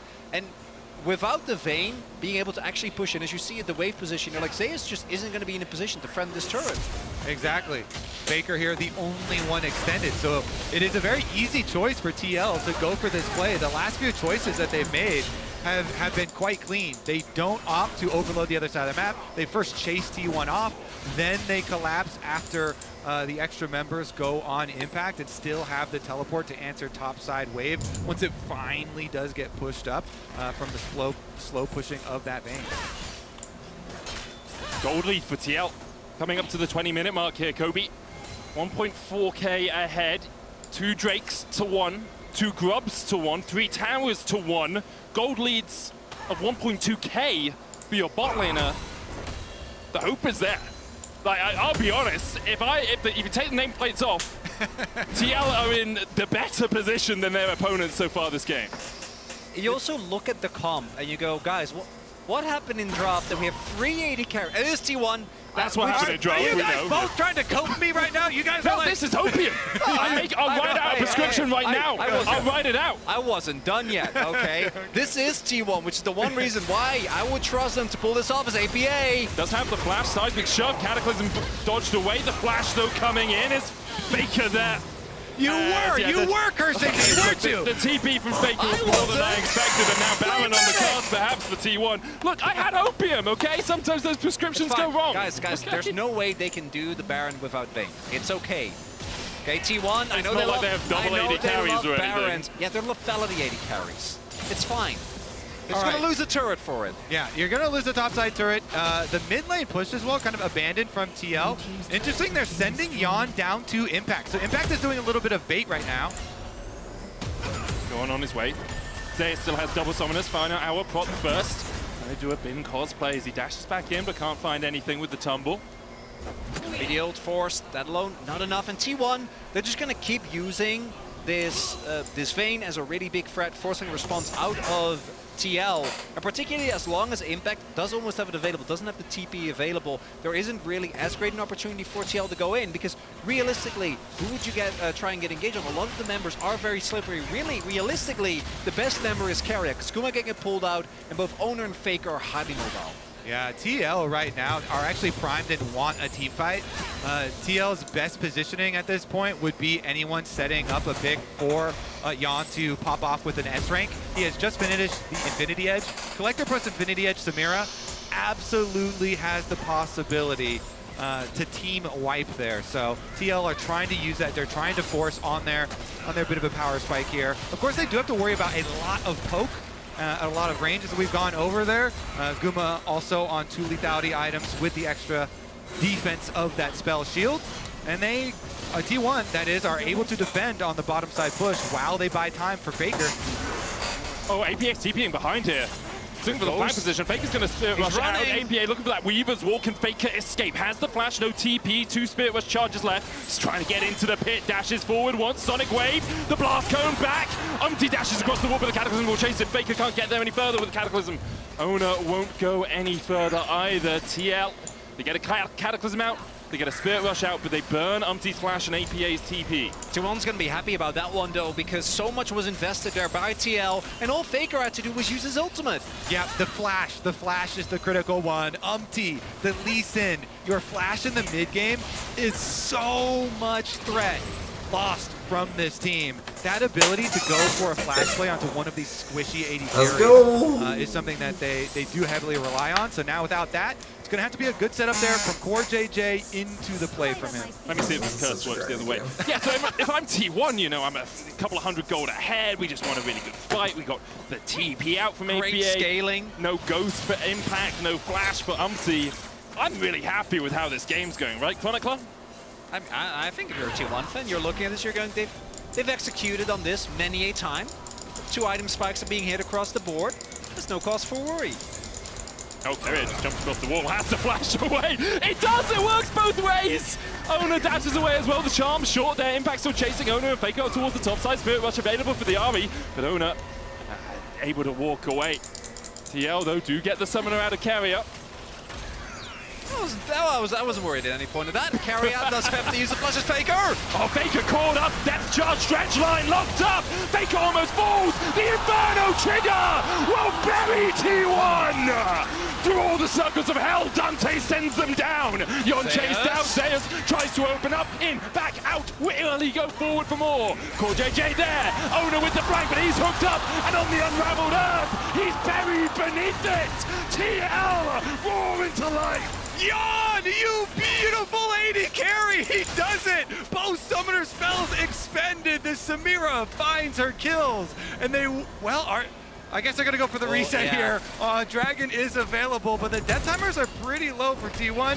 Owner, 20 seconds left on the jungler, so probably just going to be the Dragon. Favorable trade for TL. They invest a lot of flashes gone, a lot of summoners gone, but the same can be said for T1. And T1 not having a front line, I think are always going to feel tough. This starts up with a pick on Umty, or so it seems, but the hook from Core ensures there's no damage onto Umty, so he doesn't end up going down, and Yon is untouched. There was almost enough damage. Umty with his heal there off his Sundered Sky barely survives, and then Yon one auto away. You can tell Zeus wanted that one auto so bad to finish it off, but Yon is able to flash the Jarvan engage, and there it is right there. Look at Spot. No emotion. No, because he was the same during finals. Hook again as they look for the engage on Owner, but Core JJ's caught out with the Cataclysm. Gumi, Yushi, and Zeus beginning to open up. A great blade well will stop the chain of corruption. Dragon taken. Will Umty look for the flank here because the face core's been used by T1. Reset happening for Core JJ. If TL take a fight right now, they're outnumbered. Umty on the flank, but spotted with a fast out automation, and TL won't go any further. Big thing there is T1, as they have done this entire series, is looking for that quick 1-2 punch when TL are trying to think about setups, trying to recuperate from the previous play. This time around, though, doesn't end up working out, but T1, they have control of this pit. And this time around, Zeus now sitting in 2 items. He's been hovering more towards the Baron side of the map. The first couple of, what was it, 24 minutes, he was only in bot, but as long as Vayne is towards top, TL need to keep contesting this Baron. Yeah, T1, look at the effort that they are expending getting vision control. Them having vision of the river here with all their pick possibilities. They've got Faker, they've got Gumayushi, and no members of TL have flashes at the moment, though Umty's will be soon. The Faker a while ago TP towards that bot lane, top lane tier 2. APA has the push in this bot side. Owner getting forced away.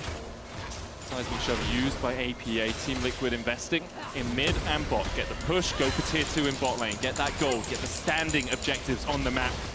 APA again using that seismic shove, has to back away after investing it into the wave. Big thing here is for T1, ensure that APA doesn't catch someone inside. Zeus in particular, in the 1v1, unmatched. No one is going to be able to really deal with him unless Yon somehow has the time to get up towards that S rank as Faker. This turret is going down. A sliver of HP. Umti trying to scare him a little bit there, I think. Yeah, push the control ward over. And Faker like, does not flinch, though. Faker does not flinch.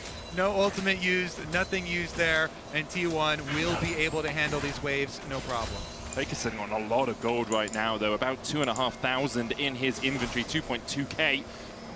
He's been sitting on only this individual rod for quite a while. They really want to hold into this turret. Still it lives. Straight up in 2.5 minutes, or 3 minutes, would be Soul for TL. And even though Kemso not one of the best Souls, still impactful. Still about 3,000 gold worth of stats across your team. So Death cap. There it is. A death cap for Faker. Is it the death knell for TL? That said, though, for T1, this is the position where I think the game is most precarious because there is so much burst available for TL. You have great frontline and engage between Impact and Core JJ, and taking down the Samira that is this fat is really hard, particularly when everyone you have is short range. One of the big things that Samira can struggle with is you get taken low before a fight starts. But T1, basically the initial burst and setup has got to be impeccable. They got to find 1 or 2 targets and blow them up in the first second of the fights. So at least Zeus, who has the most consistent damage, has the space to then take down the beefier targets. Yep, Zeus is going to be extremely fearsome. We've seen how quick the Vayne was already moving with Ultimate plus Ghost. And he has since finished the Trinity Force. He's zooming. They're trying to get topside control.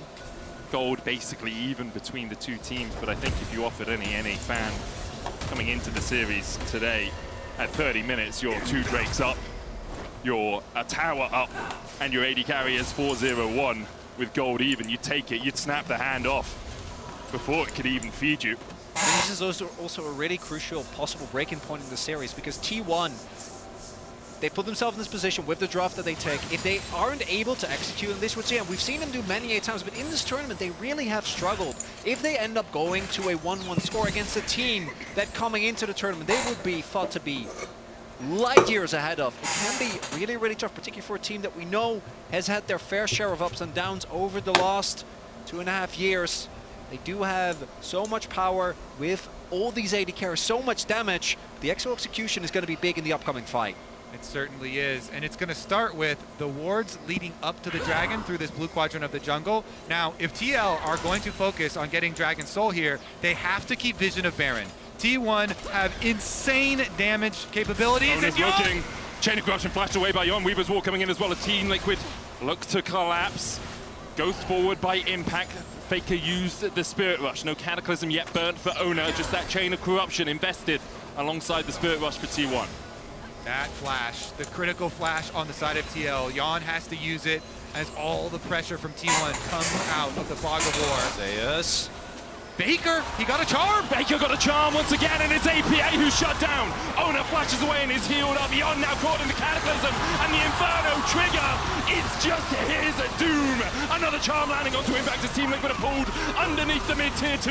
Impact goes all out, but he just can't get the damage down. T1 find 4. Baker doesn't need ult. He has the charm flash. He finds the pick onto APA. They get the kills, and T1 own the map. Baker looking for another charm as Umti dashes in, dashes back. Sonic Wave forward, doesn't have the Dragon's Rage. Baker has one more Spirit Rush charge. Umti could look for this, but Baker wisely realizes discretion is the better form of valor as he backs away. TL, I think, got up pretty scot-free on that one. They'll give up a Drake, but that could have gotten much worse because with the Talia gone right from the get-go, so much zoning is gone, and then Yon trying to salvage a play ends up going down, so then you have no damage, only a Cassante, and I know we talked a lot about this pick as the TP is coming in. Umti has to flash away from the Chain of Corruption, realizes the TP is coming in by Faker. Sonic Wave onto the minion wave, and Faker, as you say, has the Spirit Rush up and sends Umti to the Spirit Realm. You said it might not be much for T1 off the previous play, but that pick spells the Baron. Baker Ari is clutching it, and the Baron going down quickly. Weaver's Wall in by APA. Core JJ lands the hook onto Zeus. An S-rank beginning to develop as Zeus flashes the wall. The Ignite's going to tick on him, and T1 have to back away. Zeus escapes on what can only be single-digit HP, but TL immediately call, let's keep this Baron rolling. There's no smite, as you say. TL going for it. Owner jumps into the pit, has the GA. Impact forced away. Cataclysm, they're going to get it. Team Liquid against all odds, against all hope for the OCK. Slam the door in T1's face, and they're not done yet. Carrier chased away. Team Liquid begin to descend. The Baron secured. Carrier's life no longer his own. Oh my goodness! TL create the play out of nothing there. They chase them off and force Owner to come in. You cannot smite while you're in GA. They kill the Baron while he's reviving, and now they're pushing on the gates. Owner going in too early there. T1 with a colossal mistake. Their Baron plays have gotten so much better over the last couple of years, but here TL get the better of them. Now the push has started. And what a moment for TL. A couple of seconds away, a minute away from victory perhaps, but Umpty now caught out. Chain of Corruption, Dragon's Rage out, Umpty dies.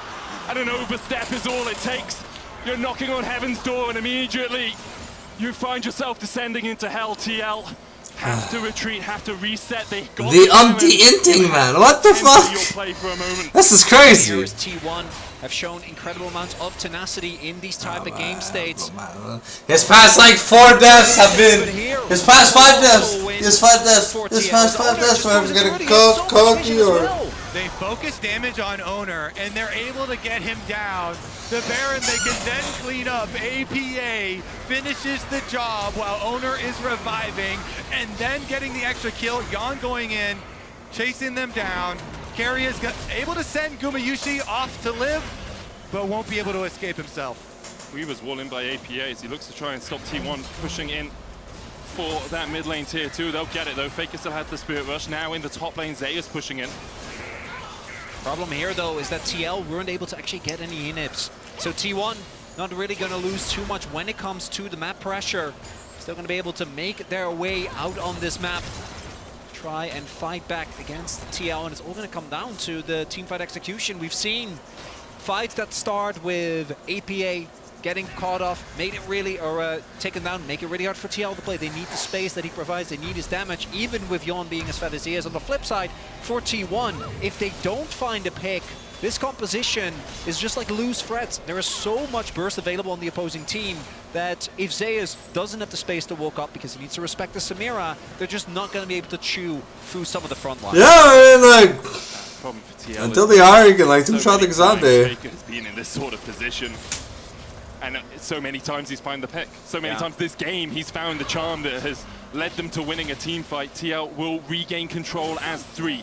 Impact will come to the flank on Faker, has the flash, has the Spirit Rush, uses the ultimate to try and escape, goes back in, there's the Charm Path Maker away. Team Liquid grouping up with their top laner who's already at half HP, does have that teleport to rejoin the battle.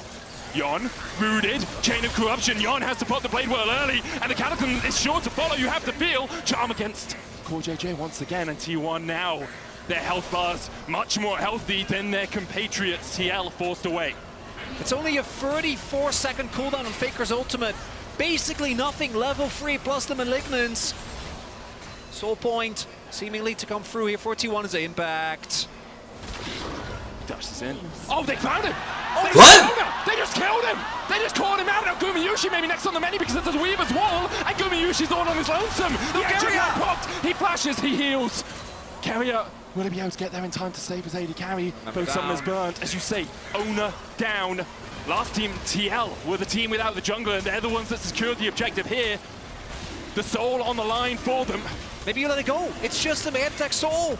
If you lose the fight, you lose the game. I don't feel like that's in the water for T1. They try and get it, can't quite find it. Umpty looking for the Sonic Wave, can't get it. Spear Rush away by Faker. The soul secured for TL. Okay, I mean, that's good, because it's not that 10%. Coming across, he's charmed. Impact low. The shield just enough. The shield keeps him alive. Chain of Corruption dodged. APA coming in with a TP as T1 are corralled into the top side of the jungle. The chase continues for TL, but they won't find much more. Oh my goodness, we immediately see the Chemtech Soul saving Impact's life there. baby. Faker makes it. It's just like Chemtech Soul doesn't do anything, saves Impact's life. Ah! Sorry! Didn't know that it was useful. See what happened to Owner, though. Come on, guys. Here it is. What was Owner The doing? flag in the tri-brush as the rest of the wouldn't team is split. He did. He just didn't realize the ward was there, I guess. And it is the seismic sub again. Impact being called out, the all out coming out from him to dash across the wall. Owner has the GA back up to re-engage. Owner flashes. Umti has a Guardian on his shoulder as well as T1 are forced up towards the top side. Spirit Rush used by Faker. Flash for flash, but I do think Umti's is a little bit more valuable with the kick potential. Not getting that kill is huge because if you get that kill, Owner's death time at this point is going to be long, or at least a GA, but if you actually kill him, then you can set up for the Nash without too much of a level of counterplay for T1. That's not going to be the case. Neither jungler going to have a flash available here for the up-and-coming fight, but still this game basically dead even, approaching 40 minutes.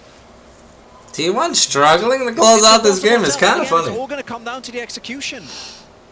What a game it is as well between Team Liquid, the NA #1 seed, against T1, the current world champions. As Core is called out, he tries to dredge line, but there's no— Where are you dredge lining to? There's a wall right next to you! Onto Impact. Core, why are you trolling so hard, my man? T1 weren't able to get it, even though they had a jungler and TL didn't. The question is, with no wave in mid, what will TL do? They can look to collapse. Instead, I think they might give this up. The Weaver's Wall, possible from APA. Hope, probable for Team Liquid as they dash in. Gumayushi pulled out with the face call. Umti able to dodge away from Ono, who has that blast cone. He'll get back into the pit. The Baron down to 2,000. Umti still can get in. No flash for him, but the safeguard to a control ward is all that he needs. Zeus begins to open up. Ono secures the Baron. And now Zeus really has the time to rain hell down on Team Liquid. But into the GA he falls. Yawn! Yawn just yawns! And he laughs all the way to the bank. He's ready to shoot his shot on the international stage, and now the S-Rank falls off. Stopwatch coming out from APA as Owner will go into the GA. Core JJ can't land the dredge line, but the Death Charge will follow up. Yon still looking for more. Owner comes out of the GA, Inferno trigger pulled, and there's one more for Team Liquid. What is T1 They don't pick up the extra doing? kill. Carry it now around the outside. But they should call it quits. Zeus is returning to mid lane. I take it back, Kentexol. I wasn't familiar with your game. I'm sorry for disrespecting you because it is what is keeping TL alive. Hey, it's so much easier. T1 struggling versus NA. Yeah, T1 is T1. World champions, world champions. Like, yo, bro, like, this is like the worst team at MSI. You like the upper bracket? In the current bracket, like, this is the worst team, and T1, the world champions are struggling to fight. Yo, bro, they kept their roster consistent for years, so it's like, bruh. Zeus keeps them away, so Umti isn't able to get the— Yeah, the disrespect by Zeus to just check the bush, loses GA, bam. Auto from Yon, absolutely pivotal, because it procs the GA, meaning that Yon can go in and take down Faker. Yon is able to step up. He put Zeus into his GA. He put Faker into the fountain. And then you have the chase through. Those rocks almost killed Gumayushi, and then they get the other revive here, the other Guardian Angel. Let's get back to live, though. This game is insane. That's a lethality Varus. Yeah, Guma was doing some sniping, and he almost died. He got chunked down to like 75 He HP, hasn't maybe? died in this game yet. And on the other side, Yon just behind him in terms of damage, 6, 1, and 5 on the Samira. The last time we saw this win at an international competition, Danny for EG back in 2022. Can Yon keep that tradition alive? And he is GA, so in the upcoming fight, he can play way more aggressive. Here comes Guma, though, that sniper you pointed out in the last game. Chunk onto APA early on into the fight. Core JJ is sighted. Where is Umti? Taking the long route through the jungle. The Spirit Rush, a very short cooldown as APA is down to half HP, does have the TP. As you say, we have to keep our eyes on Umti. He's all the way behind T1, but they have their flanks warded. He'll be spotted as he steps around the corner, currently sitting in the Wolves pit. APA will want to return to base, heal himself up. He's back to around full. T1 doing their due diligence, checking every corner, looking in every nook and cranny. They know. Umti dashes away, the Weaver's Wall in. The smite will get the Edge of Night down alongside the Fate's Call. Umti now needs to dash, dodges the charm, waits on it, but Umti takes half his health. Forced low by the combination of Faker and Guma that have done this so many times before. Elder is about to come up. But neither team can afford to give it up. The amount of damage that's going to come through if that Elder goes to your opponent is unmatchable. Core JJ, hook. Owner flashes away from the seismic shove, and Core JJ's charmed immediately. Depth charge coming out as well. Hits onto Guma, Faker dashing back in. Team Liquid will look for the push through mid. Umti was trying to heal back up off the wolves. Yon pops his cleanse, tries to get away. The Elder down to 14,000. TL, this is it. This is your moment. This is your shot. You got to shoot it. 50-50. You got to look for it. 50-50. Can you find it? The charm onto impact. 50-50 as Umti dives in.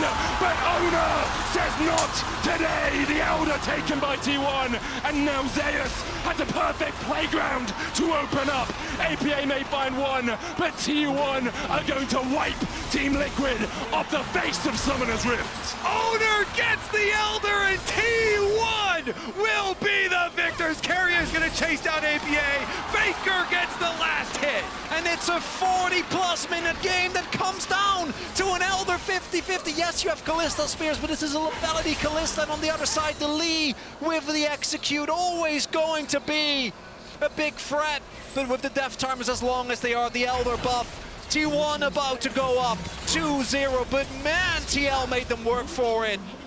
A very singular march down the mid lane here for T1. The Nexus in their eyes, a 2-0 in their eyes. Umti is clearly tilted, because holy shit, he's been playing bad. What the fuck? Alright, well, game 3, can Umti stop running it down? What a banger. Win con for TL. Umti not being...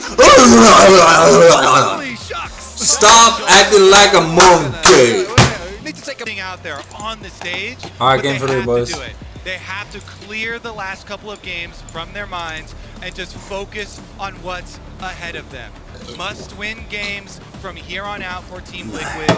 Try and calm down and focus. You are so close. You know you can do it, but it's so difficult to get over the line versus the world champions. It's also one of the occasions where a salty run back is not going to feel too bad. Given how the game played out, I think there were a lot of decisions, particularly made by TL, that they're going to feel very vindicated about. The one thing that is tough is that Samira. I don't think you're going to see that again, but the early prio, particularly on the Taliyah, really did feel like a hit. Even though Faker had a great game on the Ahri, at least it gives you a little bit more intel and guaranteed information as to what T1 is going to play. I love it. Slam the Taliyah, take that thing away. Taliyah prio remaining extremely high here. And the question is, will T1 just go Kalista Varus again? It didn't, I don't think is the reason that they won the last game. I think the last game was a multitude of different factors, but you take away the Kalista from the enemy. Instead, Varus with Sejuani. Makes sense from T1's perspective. Obviously, picking away the Kalista feels great, but playing it into Taliyah, even in the best of times, can feel kind of rough. And T1, particularly in the mid to late stage of the game, was really missing out. And this is, I think, one of the big mistakes, even for all of T1's strengths they made for this tournament. It's, again, going really heavy on these extremely lane-focused comms, when we have seen that there has been an extra tool added to mitigate early pressure in lane in the form of lane swaps. The Kalista and the Nautilus locked in for TL. Corki, the answer in mid. Now, we saw Faker lose this matchup against Knight, and I will say, although APA has had a great tournament, I don't think he's Knight.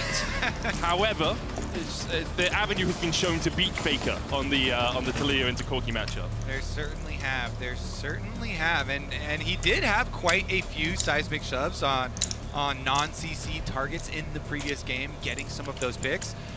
Still, though, you are always wary and cognizant of that Taliyah being paired with the guaranteed CC coming from the jungle, so Vi will remain banned here. T1 taking ban duties on that side. Meanwhile, are you going to try and take away support champions from Carrier? I mean, that pool is extremely, extremely deep. Or do you want to try and look at top lane? Do think you have to ban Renata. That's the one that, to me, is, and I guess they're going to go for the TF as well. I know TF has been a pick that T1 has been criticized for still really highly prioritizing. And I think against BLG it looked really rough, but T1 is a team that loves playing the map. And TF does it better than almost any champion. It's why he's been in and out of the meta for like, I don't know, like 10, 11, 12 years at this point. Has been around since forever. Renata, I do think still has to come through, particularly into Nautilus. That's a really rough matchup, and Renata and Varus is a really strong 2v2. Yeah, and we assume, of course, that TL are going to be looking for the blind pick Cassante, if Cassante is available. So you're then weighing your defense here. Do you want to try and ban away Zeus again, the Vayne or something, or are you really more worried about the Renata coming from Keria there, or even the Alistar coming from Keria there? And we did see the Alistar from Core JJ in game 1, so TL obviously put a bit of priority on that support pick. T1 now could look to jungle. I was going to say this, Sejuani can be a support when it's Keria, obviously mostly a jungler. The Rel currently the hover, so could be Keria on the Rel instead. So blind pick Cassante assumed, and then Umpty. I mean, Xin Zhao looks decent. Does he want to go back on the Lee Sin for some Q smite winning, plays? Okay, we're cooking a little bit. Some Ivern action. Maybe you put impact on something different than Cassante then. Nope. Gotta give themselves more time. They might still look in something crazy for Umpty here, but it is going to be, at the very least, the Cassante again. Going to be the R5 counter pick here for Zeus, unsurprisingly. This Rel coming in, though, is interesting, because obviously T1 Lost Worlds had Rel at an insanely high prio. Owner had some of the most iconic plays on the champion, the flash over the arrow. But if you're wondering, why haven't I seen Rel outside of some support matchup left to right, it's because they took away her jungle modifiers. It's going to be Umpty on the Rek'Sai instead, so still looking to play aggressively. And obviously, especially when he is double frontline this time around, Zeus is just going to go for the Vayne again. And some people might wonder, you got a Sejuani here, why aren't we picking melee mid, melee top to really get that permafrost passive up? Sejuani does all of the things that she does really well without having a melee to back her up. She doesn't actually need that bonus. She can proc her passive by herself. She can get that permafrost down. She's a good tank. So all that Sejuani does here is just buy you more space. Gives you a good engaged position. Independent, only needs help from her board. Yeah, exactly. Yep, T1 this time around, they have much stronger front line. Very, very good structure with their CC, and they have massive poke because they've got, assuming Faker gets through without a lot of harassment early, the Corki plus the Varus will be a bunch of poke, and then they have side laning options, of course, with Zeus on the Vayne. So a lot of threats here from T1 this time around, and Team Liquid must win this game to continue the series. Elimination on the line, and a lot of pressure going to be on the general. Umpty in the jungle on that Rek'Sai. We saw Yike have, I think, some of the most standout performances of the Rek'Sai. Jungle Rek'Sai feels a lot more fair than when we saw top Rek'Sai. I think that was universally pretty disliked. On jungle Rek'Sai, though, going to be looking for the early plays, and maybe, similarly to what BLG was able to do, again, put Faker behind early, because without mid lane prio, T1 does not look like the same team. Yeah, Team Liquid, they definitely need to win early. They have to snowball this game, and it is such a hard task versus T1 to ever take an early snowball and actually finish the game before you get outscaled. Well, let's do it once more. On to Summoner's Rift for what could be the final game of Team Liquid's MSI run. For T1, TL just another step on the road, another brick in the wall for them to knock over. TL have shown us some promising signs through this series. If it all comes together, wouldn't be surprised if they can take at least one.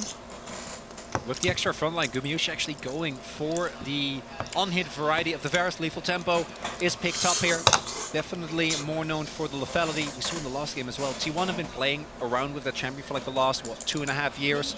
Ever since World 2022 in the final, some iconic steals. But the way they use it to guarantee mid lane prio in particular is something that for a lot of teams is hard to deal with. That's going to be a little bit harder for Guma this time around, but sustained DPS is going to be insanely high as the invade is going to get spotted here. Yeah, he's looking across at a Cassante, Rek'Sai, and Nautilus health stacking front lines. Oh, yeah. He's thinking that looks so juicy. Him and Zeus have all of the percentage damage for later. Faker will have the poke. Meanwhile, we do get the extra lane swap that you're looking at, and Umpty will cross over to enemy Raptors. No stealing of your weak side jungle camps this time around for either squad, though we do have a little bit of ring around the rosy Yeah. And you might wonder why TL are investing into this lane swap. They don't need to avoid Guma and Keria as much in lane. It's not a double Hail of Blades lane, but putting Vayne behind is really good in a lane swap. The problem becomes if Impact oversteps a little bit in the bot lane and Zeus can chase him down. Ghost used by Impact. He'll be trying to find a safe place to back away, and Zeus went the wrong way, so Impact will get out. All right, we got a game of Ring Around the Rosie and then a game of hide and seek. Yeah, just don't risk it. It's harder to hide and seek when there's a turret hitting you in the back. However, he'll catch the wave a little bit, and that delays the next wave crash. Impact will have time to get back to the tower. That's a very, very unlikely. And all of that was to absorb 3 melee minions worth of experience. That's how much top laners and lane swaps really covet. And top laners don't have it easy in general, man. And then the lane swap meta makes it even worse.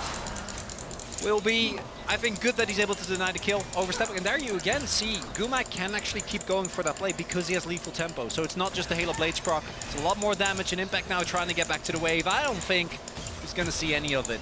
You see both the supports running Demolish here as well to get through that first plate a little bit quicker. Impact trying to get up to his wave. Hasn't used the teleport. Minions dying in the top lane as Yon and Core JJ just proxy farm the wave, and that actually looks like they're going to back and reset around that level 3 marker to get back towards this bottom lane. Impact still sneaking around too, trying to absorb experience. I mean, the important thing here is Zeus, like that you're splitting the XP 3 ways instead of 2. Right? In the top lane, Core JJ and Yon were able to get 2-person split here. Impact's just, he's just trying. Just trying to get every bit of XP he can manage. He's getting some of them, those ranged minions. And now you're going to have the lane swap back. Core JJ and Yon finally arrive, and Impact is also going to do the little chase down play. Yeah, he'll find Gumayushi. Trades back into him. Hail of Blades coming out. Hail of Arrows, in fact. Core JJ looking for the dredge line. Lands it onto Keria, who can just Pheromancy mount his way off and escape the play. Impact is doing a lot in this lane swap. He's doing a lot as far as soaking in the experience, as well as going for the small delays here, these little plays in the lane swaps to try and get you that experience. Ooh, still not backing though. Does have the TP available, so can go towards the top side at a moment's notice. We'll be expecting a follow-up play. Keria stuck around here as well. Out of pots. We do see APA this time making his way over. Owner trying to cover for this dive.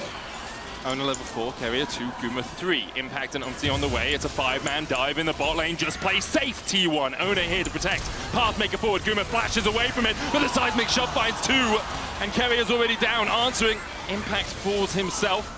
As TL might look for more, they'll at least get this wave crashing in. Owner and Gumayushi under the tower. Not much health, no summoners for Guma. Faker coming in from the side as well, but that control ward stops him in his tracks as it looks like in the end, it will be a 1-for-1 exchange. Yep, TL go for the classic old 5-person dive on the bottom side and try and deny some more minions there and Impact the willing sacrifice in that dive. Big thing here is that because of them threatening another dive, Faker actually feels incentivized to play aggressively as APA. Owner's on the chase here as well. No Has the flash. flash. APA has no flash. And he doesn't really have a hope in hell of getting out, but instead T1 back away with Core JJ moving in from the side. Big thing there, Owner does have his flash, but doesn't want to use it because he flashes in and he flashes into the waiting arms of Umpty and Core JJ. He'd end up going down. Doesn't risk it.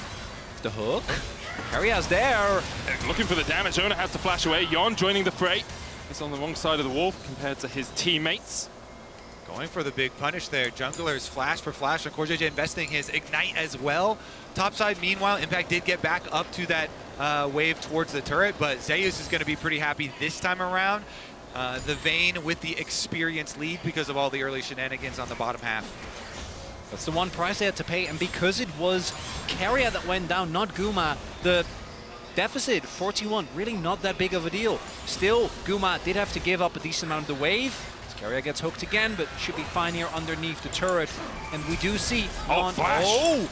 Yon flashes away from the shadowing strike. He's going to need a piercing arrow through his back, but manages to escape the CC chain.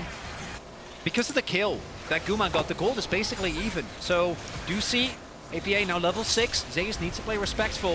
I've seen these Talia rooms be super impactful in the early to mid game.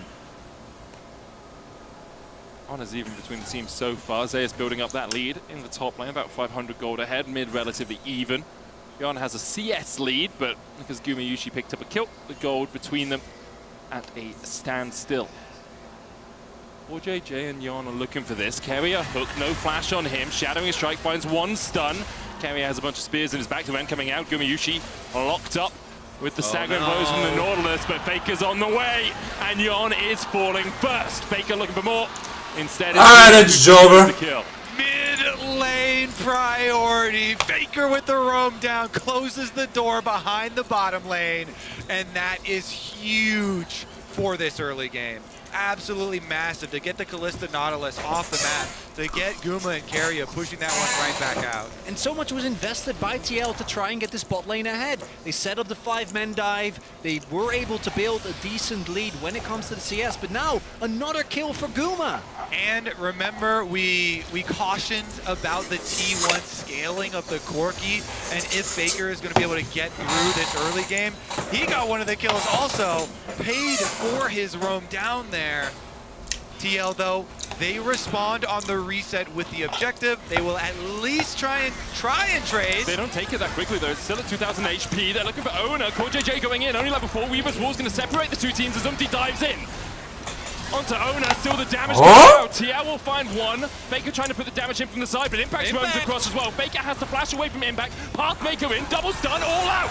Carrier survives under the tower, but Faker does not have that luxury. TL find 2. Impact finds his old teammate and takes him down, and a couple of kills going over to TL. Once again, Impact always looking for the team plays as a top laner, and with Zeus up top side there on the Vayne, quietly but surely farming up and increasing his lead. Impact comes for the team play yet again. You see on the minimap, he's recalling now as they go for the seismic shove onto Owner. You know, T1, they did put a stop to the Dragon, but TL, they want to get early kills. They want to accelerate the early game. So they kind of welcome some more chaos here, and Faker, even though he flashes into the W, and then Impact's able to W him against the wall for the ultimate and pick up the extra kill. That said though, that was a heavy investment. When it comes to the gold, it's nice, but they weren't able to also get the Dragon. So I'm not 100% sure if getting those kills is worth Zeus getting even further ahead. It was a 300 gold lead. Now he's sitting at a 600 gold lead. And the rest of TL is going to have to invest some resources to ensure that this Vayne doesn't get completely out of control. The question will be whether they can lock him up in a fight as well. Carrier Hex flashing across the wall. They're Shadowing Strike, Chain of Corruption, piercing arrow. Impact down to 100. One more auto. Carrier takes it with the Ignite. Impact unable to survive the dive from the T1 bot lane. And meanwhile, Zeus just moved towards mid to try and catch this. APA, a little bit pushed up. Faker collapsing, but in the end, APA should be able to remove himself to the safety of Core JJ and Umti. Yeah, and you can see the positioning of both Zeus and Faker. They very well know our entire side of the map. Faker! Seismic shove, dredge line. Faker just Valkyried into it. And now Faker, who tried to escape, won't be able to. APA sends him to an early grave. Flashback to the play that Knight found. The Valkyrie not going to be enough to take Faker out. Yeah, T1 trade on the bottom side of the map, but that's an unforced error. I was just about to say, oh, Faker and Zeus, look at their positioning. They're hovering on the bottom side of the map. Good, but yeah. then Faker tries to cross back towards the tower, towards mid, and APA gets the seismic shove. A greedy route to say the least. Yon for the 1v1 here against Zeus. APA here to join the party, make it a 2v1. Flash away from Zeus, pop the final hour as well. The countdown on that final hour is ticking. Yon takes a tower shot. APA takes another. Zeus pull up in and outplay from this position. There's the Ghost. Unraveled Earth going down. Zeus trying to do everything he can to dodge away. And he continues to do so until Yon puts a spear in his back. Faker getting chased away. The Valkyrie will get him to safety this time. What those top laners will do for some experience. He ults and he dives right under the tower trying to get some of the minion wave. And eventually, APA and Yon are able to get him. It's APA being the big difference maker here, punishing Zeus, who does have a tendency to overextend inside lanes. And APA currently involved with 5 out of the 5 kills for TL. Meanwhile, though, because he did vacate that mid lane, Gumayushi is happy to cash in. DP from APA up towards the top side. He'll be the one answering Zeus' push for now. Maybe even looking for a bit of a push bait. We'll wait to see if Zeus oversteps. No Ghost, no Flash.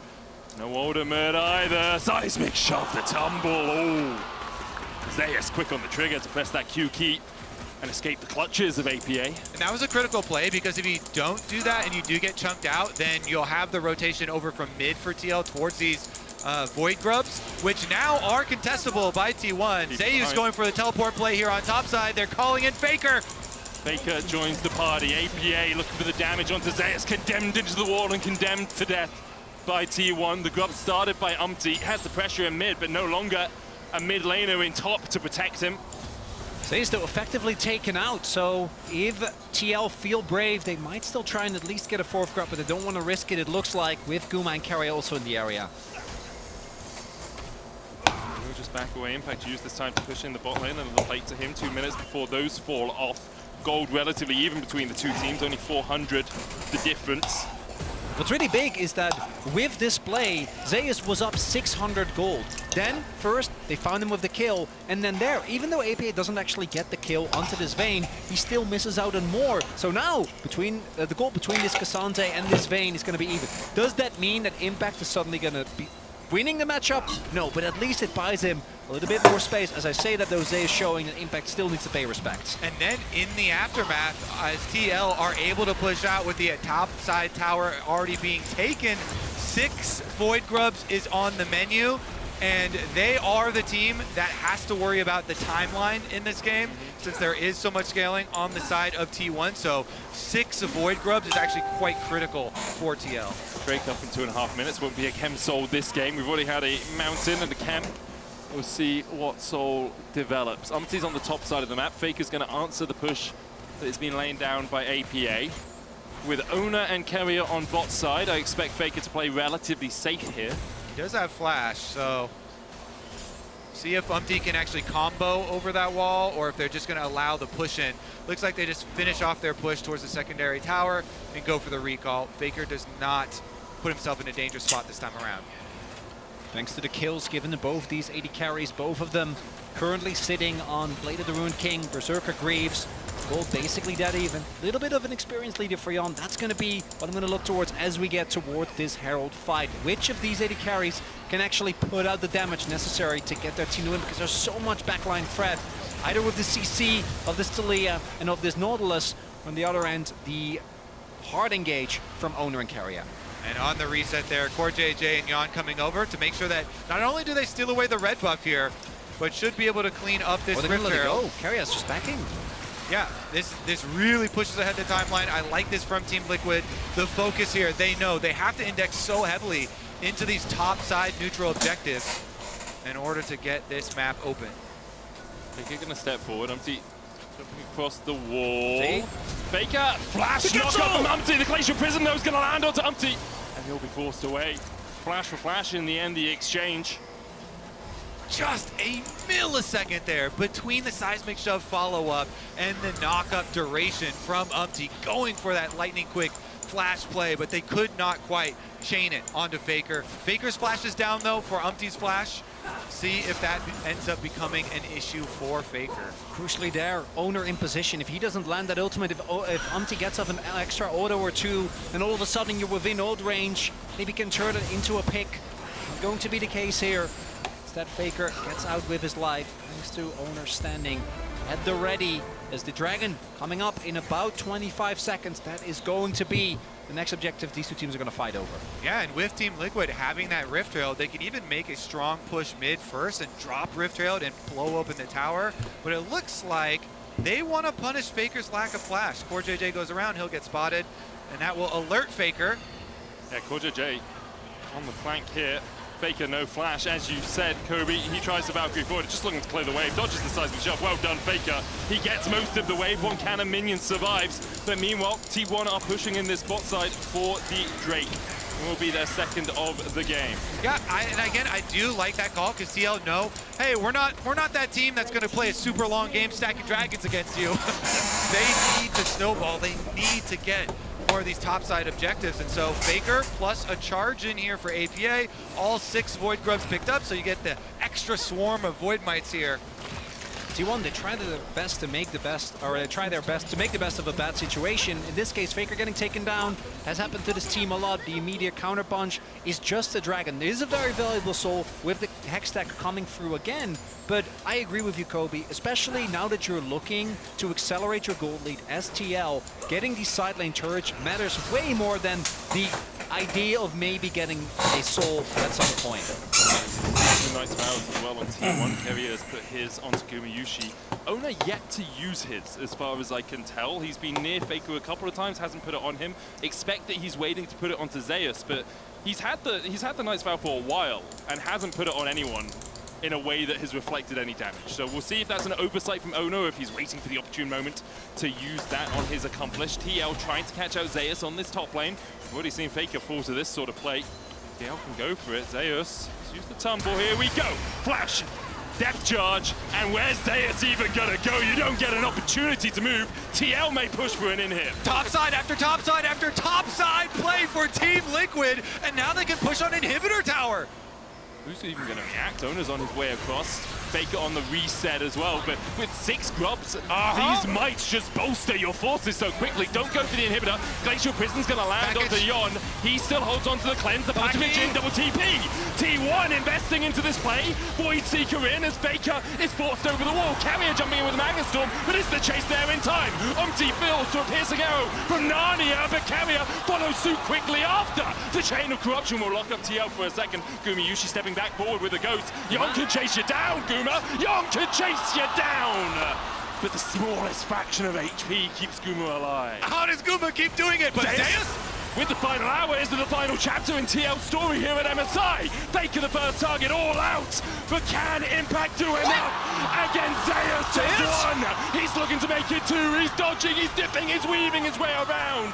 The ghost in up to keep him alive for a second, but TL continues to collapse. So low. Carrier's reset and he's coming through the Hex Gates. Weaver's wall will separate the play as APA dashes in. They know Zeus is in the alcove having a little break, having a little moment to himself. But APA doesn't have the mana and he just can't find Zeus.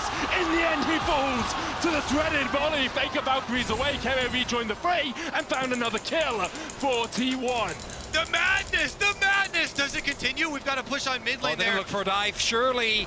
X flash over. Gumayushi is going to get the whole tower mid, I think. Carrier's just chasing in. Unraveled body going out, the knock up. Umti's rejoining the fray. Carrier tanking the tower, APA first to fall. Faker with the TP has joined up with his buddies to fight in the top lane.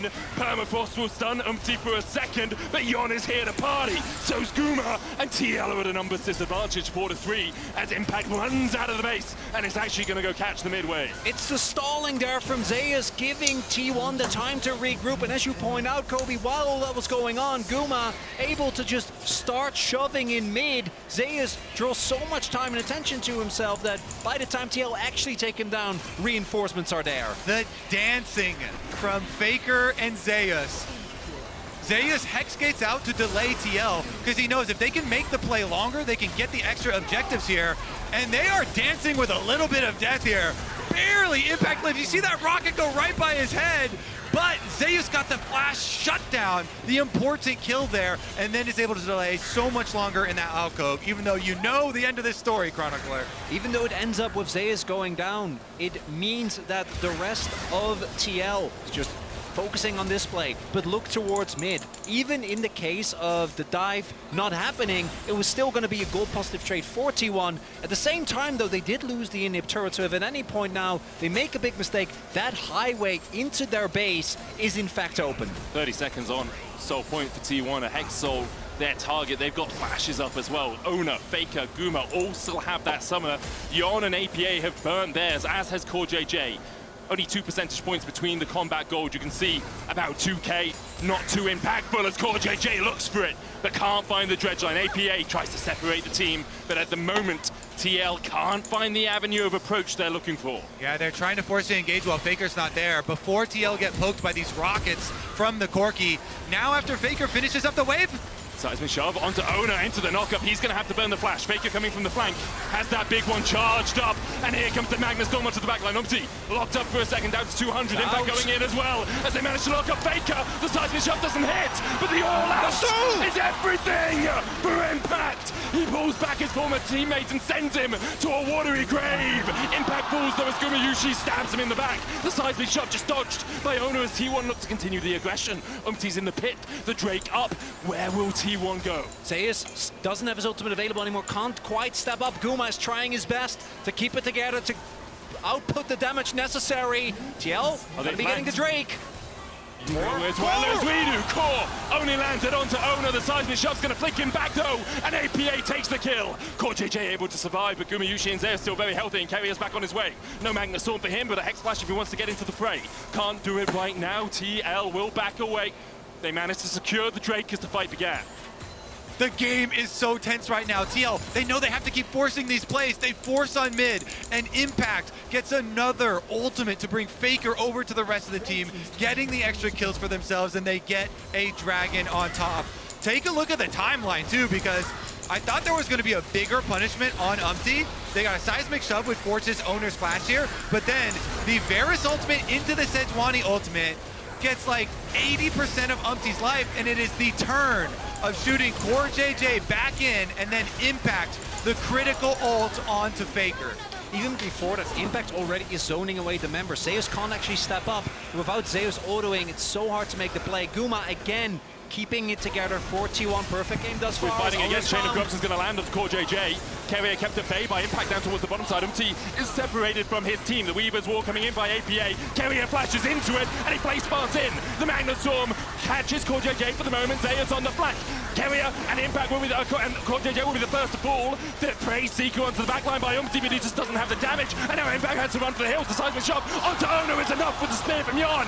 Zeus trying to get into the fight, but he can't quite get close enough as T1 and TL continue to butt heads. It's raining arrows, it's raining rockets. TL, they try to hold on, but the continuous damage in these fights is just too much. And Gumayusi still has yet to die. This Varus has been insane. Almost to 3 items. After his recall, probably is going to have him completed. Let's take another look at it, though, and how it started out. They went for the engage on a Core JJ, but critically he got his hook off there for his Aftershock as well. And then you see the tier 2 of this engage. Wall does get Carrier a little bit pincered, but then it's support for support trade, basically. Crucially here as well, I think Zeus kind of throws them off because he walks back into vision with the Nautilus ult on him, which splits up the fight. One part of TL is like, okay, we got to kill this Vayne. The other part is we got to try and collapse on the existing members, but that allows more space for T1 to do their thing. The goal, though, dead even at 24 minutes. And for TL, who do you need to step up? It's Yon, it's APA, the 2 players that they have built the bedrock of this team on the North American talent. Of course, Core JJ and Impact, the veterans. Umti, the general, joining the squad this year. But when I think of TL, I think of APA and Yon and what an MSI they've been having. The question is, here at what is not the final hurdle, but it's definitely the biggest one they faced, can they overcome it? They need to find another pick. They have to force plays here and then try and pick up a Baron afterwards. Because Faker's already at his 2 items. He's got his Muramana transformed. Evasion here from T1. They avoid the attempted pick from TL. Vision control is complete, though. Big thing here is that unlike the last game, T1 is so much more consistent in the team fights because they have frontlined themselves. We see the value. They that did this in the finals. They did this in the finals. Umti called for a Baron when they thought that FlyQuest didn't know, and right now T1 are having done to them what they've done to so many teams in the past. It's down to 4 lives and they have no idea. TL against T1, sneak the big purple worm under their very noses, and T1 are found wanting. That's exactly what T1 need. Now let's see what can they get with it. They have to take as many towers as possible. Mid lane, they keep up the pressure here, even while APA and Core JJ go for their recalls. There are Hex Gates to get their reset off a little bit quicker. Remember also, topside inhibitor is exposed, and they're sending APA here on the Taliyah up around this side. Having seen a lot of T1 in these situations, what they're going to be looking for is Carrier going in aggressively with the follow-up of Owner. That snap engage of this T1 comp, even if it doesn't initially take down one of the members, with Terminus now done for Gumayusi, with Faker approaching his 3rd item, the amount of damage they're able to output in short time, not even taking into account the fact that there's a Vayne there. There's so much threat. Don't get the cancel. Could have been big to at least force something like a flash. And you see T1 gonna have to seize control and just weather the storm of this Playing Baron. against Ching Chong That Ping vein you Pong mentioned, Warrior. Zeus' ghost is about to come Warrior off of the cooldown. Ching. That is Pong a of the scary Chong. vein. Gumayushi has been the backbone, but a lot of these plays have been opened up by Zeus playing with vision and the threat here coming from his pick. T1, they've been in this position so many times before. They are such a good team at taking you in fights, finding pockets of vision to get those flanks for Carrier, to find those engages for Carrier. Here we see them trying to clear TL. Doing it by the numbers, though. They have set up their vision line. The Drake started by Jan, who can just dash across the wall. Is APA going to go for the inhib right now while T1 are doing Baron? It's only the Drake, right? It's only the third. I mean, APA will get the inhibitor, and TL are happy enough with that. The Drake secured by T1 will put them on soul point. TL trying to get the mid lane prior, trying to force T1 to take the long route round because APA can always Weaver's wall off from behind enemy lines. Glacial Prism wide again. There's the Weaver's wall we talked about. The package coming in as well as Carrier jumps behind enemy lines. The Chain of Corruption coming in. Faker being called out by Umpty. Carrier has spears in his back. And TL have death in their eyes. Carrier the first to fall. Zeus doing everything he can on the backline, but Corda J will lock him up for a second. Zeus flashing, ghosting, dashing away. The final hour, perhaps the final chapter in TL's books here. The seismic shot dodge to the side. T1 looking for the re-engage. Umpty has kept Faker away from the fight for as long as he can, and TL still 5-man strong as T1 forced them away. Even with a mismatch between Carrier and Faker, it's a disengaging package. Carrier, he's going in. The Weaver's wall doesn't allow them to actually follow up. It doesn't matter because as long as these carries are alive, you can't push through against T1. Guma had to ghost. Zeus had to blow both his summoners. The inhib towards top is down. But the soul point crucially goes to T1, and we talked about it in the last time we saw it with the ASO. Corki with a Hextech Soul, and even though it's not lethality, Varus with a Hextech Soul is a nightmare to play into. All right, Team Liquid trying to keep up that push though, keep up the pace of the game. They spent another 5 minutes giving that Dragon. What can they get out? Now it's only 3.5 minutes left on the arrival of that Soul that you warn of, Chronicler and TL. They're closing in. Another secondary tower here. 50% HP. There goes to Leo Wall. Weaver's wall being used well by APA from the side lane. They'll take the final tier 2 that's standing. With it, a 4,000 gold lead. And for TL, they are in the driver's seat, but we've talked about scaling. We've talked about the power of T1, the Hex Soul on the horizon for them. They have such strength. Likely waiting for Zeus to have his sums back up, for Guma to have the Ghost. But Guma at 3 items, Faker at 3-2. It is a very mighty wall you have to climb as TL. What's remarkable though is, Carrier taking this. Oh, Carrier goes in, and Umpty immediately dives on him. The Magnus Storm will do nothing. Top mid is All down. in TL, and They as you have a say, wave. Carrier down, they have a wave, but Faker can start to clear it. The mid lane should be their target instead. Get the wave through there, look for the inhib, or maybe you just look for the win. Can TL grasp victory from the jaws of You gotta defeat? try. You might not get another opportunity. 20 seconds on Carrier.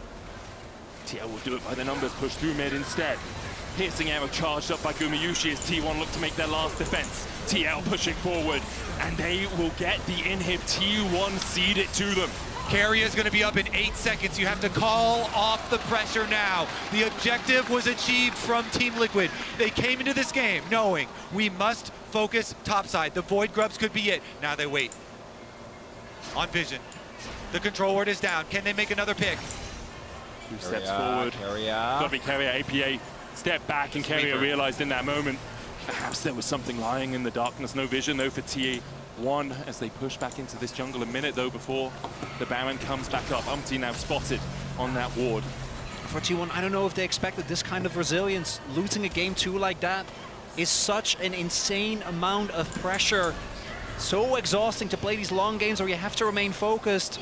T1 right now, 4.5k behind. Yes, the Soul is still waiting. Yes, their team fight is strong, but they're down 2 inhibs. Getting out on the map is going to be way harder. In a second game here, Team Liquid are pushing the world champions to the brink. T1 have 1 inhibitor left to defend at. 1 inhibitor tower to defend at. And here comes TL, reset, 20 seconds left on Baron. With the extra pressure that you get from 2 inhibitors worth of super minions going down top lane, going down mid lane, That is what they can use to try and move in and first take vision to try and get their game-winning pick. Look at that Talia with the death cap done with 9 stacks on the Dark Seal. With the extra rod turned into the Shadow Flame. All right, APA. Set up on the Talia with a huge gold advantage. Umpty as well on this Rek'Sai. APA, a 2,500 gold lead in the mid lane. From TL challengers to LCS champions within a year, and now challenging on the greatest stage of them all. MSI here against the GOAT, the greatest player of them all, against the world champions. Can TL cross that final mile? They have to pressure T1 enough to buy at least time to burn the Baron or actually get a pick. Right now, T1 are playing really well, cautiously holding these waves. They might trade. Get the Hextech Soul and give up the Baron. The problem is 2 inhibs are down, so that is a really big risk that T1 are taking, but it looks like they're committing. They're going to burn it. TL have made the call. Fine, you can have the Soul. We need to win this game on this Baron. If TL do not win the game on this Baron, they are in big trouble because the Hex Soul acquired by T1. Importantly for TL, they will be able to get the top. Oh, they just respawned as well. That's gonna be gone. About 5-10 seconds ago. Impact's looking for it here with the Baron up minions. The rest of TL on their way to try and defend him. Will T1 overstep? They have the package. Will Faker go for it? Will he think the Impact's all alone? But he's not. His friends are here. His team is here. And Faker has to flash away. Carrier flashes away too. A great collapse from TL, but with the chain of corruption coming in. Corcher J's down to half HP, and T1 can look for a bit more of a Barney. A bit more of a fight. Zeus temples forward. 2 flashes out. TL back out. The Hex Soul for the Baron. The trade we have decided on, and for TL it is 2.5 minutes away from glory. For T1, they just gotta wait it out. If Carrier didn't find those couple of pixels there and got knocked back with the seismic shock, we've seen what happened to him. If the Rel isn't the one engaging, even if you proc aftershock afterwards, even if you get enough CC to get your resistance after that, you're just gonna die. Carrier has died a lot in this game already, setting up the engages together with Owner. If he would have died there, particularly with the Baron buff, that could have been enough, but instead, that does actually take a lot of time. So T1, they're going to try and remain calm. They weren't able to get the topside inhib, were able to get the shove because they have to back off after their initial play doesn't end up working out, and we just need to hold on for 1 minute and 40. Our inhibs are going to come back up, and we have a permanent objective in the Hextech Soul. And again, the amount of slow, I think, in particular, and the fact that it changed, so useful. It's so annoying to play into. Incredibly useful here. T1 hit the jackpot there.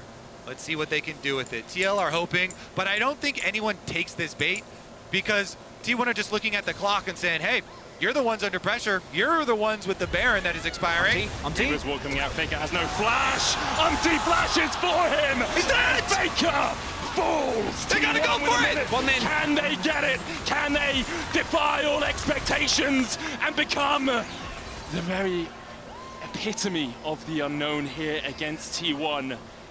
NA's candle has burned brightly here at MSI, but I thought today it would be extinguished. TL triple have inhibs. other plans. Faker down for 30, Baron remains for 45. Impact pushing in the bot lane, the inhib, the first target for TL. Will they take it slow or will they go for a battle here against T1, against underneath their Nexus towers? Owner flashes forward, and he catches one. APA able to flash out in time. The final hour from Zeus, trying to put the final chapter in the nail of the coffin of this book for TL. Zeus dashed in, and APA puts him in his place. TL. Let's go! We finally have a series! NASA useless! Let's go! Sorry I was quiet, I was reading a Hearthstone meta guide, but I was watching the game. I was like, oh! Because with NA, you can never expect anything. You just have to pray. And then when it finally happens, you can celebrate! And yawn. They hold straight. Do you just ban Let's go! Game bora. Game bora. We saw in game number 1 that the pressure bot lanes aren't as powerful as they once were. Okay, so they let Faker Give me one Orianna. This is a no-brainer, and TL, they gotta know this, so I'm sure. Yeah, I see that with the other thing, yo, so would much have been open available devastating. now, and Team Liquid this time around on the red side are gonna have to do the 2-side trade. They did a little shout out there with the Twisted Fate. There's no way you blind a Twisted Fate though into Zeus. So let's grab bottom lane first. The Kalista was quite impactful. But then what do you pair with it? Do you need to slam something very quickly here for APA? He can always rely on a Ziggs or something later. You could, if you want to, you know, drop mid lane. Or maybe you go with the Ziggs now. Okay, they're not going to go for it later. They don't think that T1 are going to forget about it. And so they shouldn't. Yeah. And we've seen Orianna winning the Orianna into Aurelion Sol matchup a couple of times. Caps exemplifying how that matchup can go. So instead, the Ziggs an early pick here for TL. Yeah, but Maple is just dog shit compared to Faker. On the Faker. red side this series, games 2 and 3 with TL on the blue. And here, once again, Bada T1 boom, on beat blue a side, get their center. Why is this guy slow All playing? right. Is it going to be followed with Karia's Tom Kench or Karia's Ornn? They go the Ornn side of it. Now, Renata is available for TL if they wanted to snatch a Renata and go with that power duo on the bottom side. I mean, we saw how much pressure BLG, of course, you know, it's Elkanon, but they were able to put onto that Senna with that exact matchup. And I don't think Renata will survive another round of bans. Makes sense though, because compared to the Kench, which I think into specifically, the poke of Ziggs doesn't have nearly as much value. With Ornn, you can at least guaranteed start fights. T1 though, Guma, no notes, has been having a great series, has been trying his very best, but particularly Faker and Keria, I think really struggling. This time around on the I'm down, I'll Orianna, take that we trade, need to see a 100%. big bounce back from the GOAT himself. Tournament hasn't been The necessarily bounce going back. best for him, and specifically into I don't onto think one of his Faker's the one GOAT. tricks, a lot of players have kind of thought that they could take it and really Why are you struggled. hating And on Cortez Day Faker? gonna be on the rail. He also that is said to be the main point of Engage. I'm Cortez sorry, I Day, find Faker team pretty captain, the overrated. Big shot caller. And with TL also banning out the Twisted Fate, they cannot double ban junglers now. So Owner is going to get something that can deliver a shockwave. You know, things like Jarvan, the Vi, both of those junglers very good at combining with Orianna to deliver that guaranteed engage. And since they dropped one ban onto Zeus already with the Twisted Fate kind of protection there, it's going to leave something open. I wonder if TL actually want the Jarvan for themselves. You already have Magna Storm, you have Cataclysm, you have the Super Mega Bomb as well, the Super Mega Inferno Bomb coming out from the Ziggs. You have a lot of zone control in team fights. For T1, as you say, the Vi being a possibility allows that Orianna to get onto the backline. You've got the Call of the Forge God for a long-range initiation as well. So both comps actually rounding out into very powerful team fighting threats. The question is, who finds that initiation potential that can really push them over the edge? And Cassante is getting picked. We just had a Twisted Fate and a Camille ban. We know. So you know Cassante is getting picked. We know what's happening here. This one is a no-brainer. Vi also gains a ton of value. I mean, this is TL saying, like, we know what's going to happen. They keep leaving open that vein. Yeah, Yon is cold, man. Yon is calling him out on the vein. Hey, are you going to do it again? I will say, though, I think probably the Jarvan is, like, it's a good combo. It's not that great into the Kalista, but I feel like it's really good at delivering the shockwaves. I like the Jarvan as well. Instead, it looks like it's going to be jungle last pick here for TL. Cassante picked in first.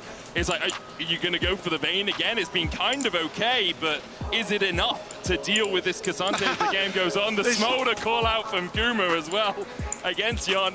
Both the AD carries having a bit of fun as we go through this series.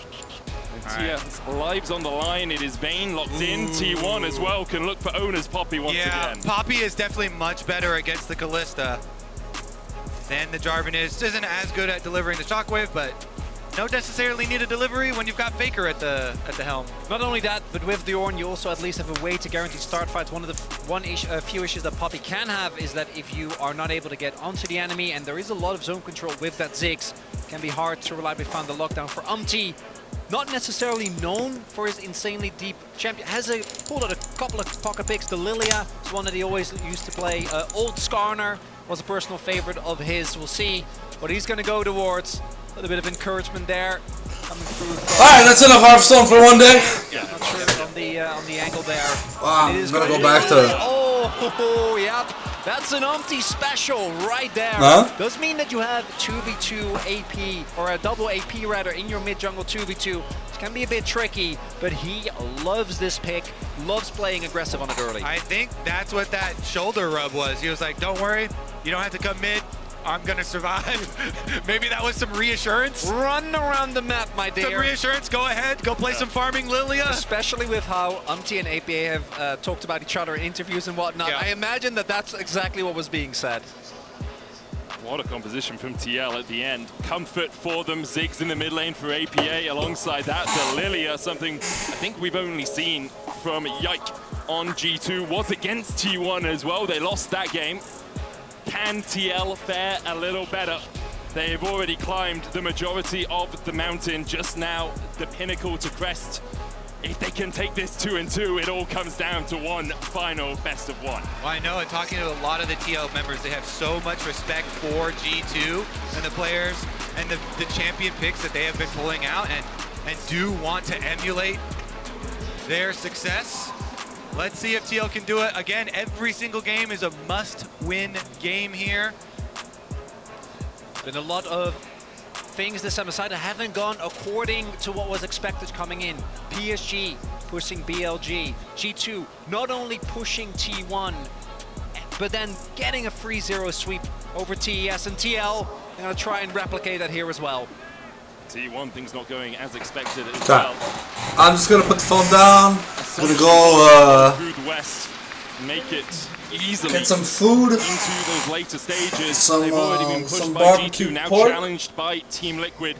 Faker And, has we'll been be struggling back. as well in this mid lane. If I come back, hopefully Faker's not 0.99. Partly also because he has been underperforming compared to where he was in the LCK playoffs. Carrier getting forced away a little bit in the bottom lane here by Yon.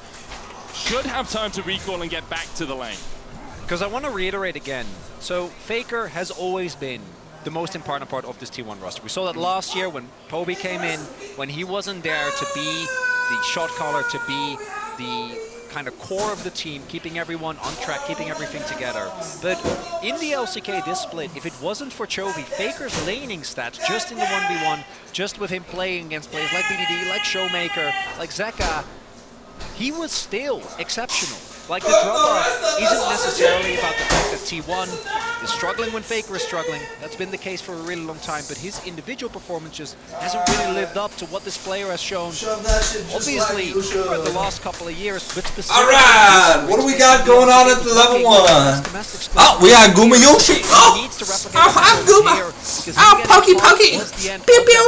Pew pew. He has almost never failed to deliver. Baker's Oriana, legendary. And we saw Baker's Oriana, never defeated, loses the game on the Oriana. Was able to chase him down and stacking up souls on Impact while Impact tries to gain experience once again. The same strategy of trying to soak up the experience, whereas T1 always bring Zeus straight on down. Owner here on the Gromp. I've seen this before. Yeah, Umti was able to steal away his wolves, which sounds a little bit weird when you think about it, but it's the weak side of his map, so he'll be one camp up, assuming he moves into T1's blue side next. Yeah, and Umti wants more. He's going to take away his own Krugs as well here on the Lilia, and it's especially even more important with this type of champion. Lilia, of course, one of those power-clearing AP champions from the jungle, as Impact says hello to Owner again. We will charge into the wall. Hammer smash coming down as well. Impact's going to have to pop the ghost here. We'll be able to escape from the clutches of Owner, but he's just trying to be a nuisance. He's just trying to keep Owner busy. Oh, Owner trying to call the bluff because Impact obviously is going to think that Owner is going to make his way back. They're going to check. How do you get out of this? Impact, Guma's on the chase. Last embrace, Impact dashes perfectly and escapes the clutches of the T1 bot laner.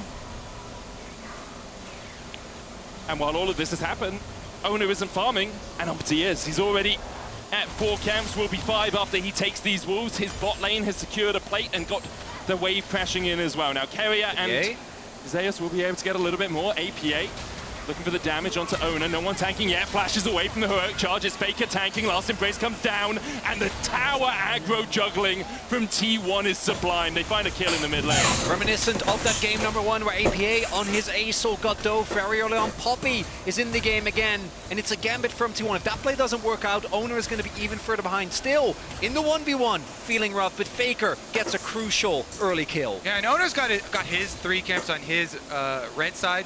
Got a little turned around in the opening of this one, but APA again going down for the first blood. Again, all the focus towards mid lane and towards getting Faker to a very stable start of a game. Once again, we saw how well that turned out for T1 in game number 1. One of the big things that we've talked about a lot is the Cassante, the safety it provides you as core JJ. He's going to run into Owner here, but probably decide that he doesn't want to really deal with that. But the power of the Vayne, as we see there in the plates, is so big because she can just auto away and away and away, offers way more pressure on the actual turret and the plates than a Cassante does early on in the game. All right, on the swap back here from Team Liquid, Jan facing down Keria, as Umti goes into another clear because of the early Wolf start and the early Wolf respawn. I mean, the important part for Umti is getting to that level 6, right? As soon as you have the Lilting Lullaby, you flash, you Q, and you can get a 4-man, 5-man sleep. If he can manage that in a fight around a Drake, all of this early game has been perfect for TL. The issue is, of course, APA is struggling a little bit in the mid lane. There've been more plates for T1 in the bot lane than TL were able to manage to grab in the top side. All right, all the extra gold over here in mid lane. See how much that turns into, how much it turns into in the hands of Zayce. Again, these T1 solo laners have been very, very powerful, and yet we've got a Lily over here with a pretty nice experience advantage, and now he goes for his first recall to reset. And Umti will head down towards the bottom half of the map with Dragon already available. They definitely could. You see, that's the one How are you thing. feeling in terms of stress level? The No stress? T1 only have Keria in terms of things that get tanky. Maximum stress. It's been But your face, Umti is a drain tank. Impact fully stressed out, can Kobe. just build armor once again. Exactly. Okay, calm down, guys. We're trying to focus on the game. I can't even look at you. It's like staring at the sun. Please stop. Trying to set up for a tie fair, his Owner. Not going to find anything. APA nicely hovering towards the bottom half of the map. Umti, thanks to that power clearing, about 75% towards the level 6. Going to be a really big spike for Lilia. The second spike you're always looking towards with these AP junglers is the moment they finish their first item, because that is when... Oh, the Flash again, Gimiushi cleanses early. Nice taking. Let's go! 32, the Yana Core JJ. Core JJ and Yawn, they do it in a critical game here. Dragon is being taken already by Umti. Of course, Owner is going to trade on top side of the map, but Core JJ is not even done. Looking around here, they can call Umti. Oh, he doesn't have W. Umti stopped. So he went for the Scuttle Crab to hit level 6 instead of going for the Dragon, I believe, Kobe. Now they're looking for the flank here, trying to catch Guma as he gets back into the lane, but Guma wisely has pathed and opened up through mid. He's at his Razor Beaks right now. Critical timing window here then. Not made by TL, not burning down the Dragon.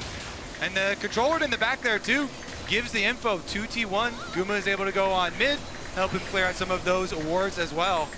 Really good read there from T1, because Guma didn't have summoners. He was basically 100% dead if he does walk into that lane. And Guma has been the one stalwart member that has been so insanely consistent for T1 in the tournament where they really are struggling.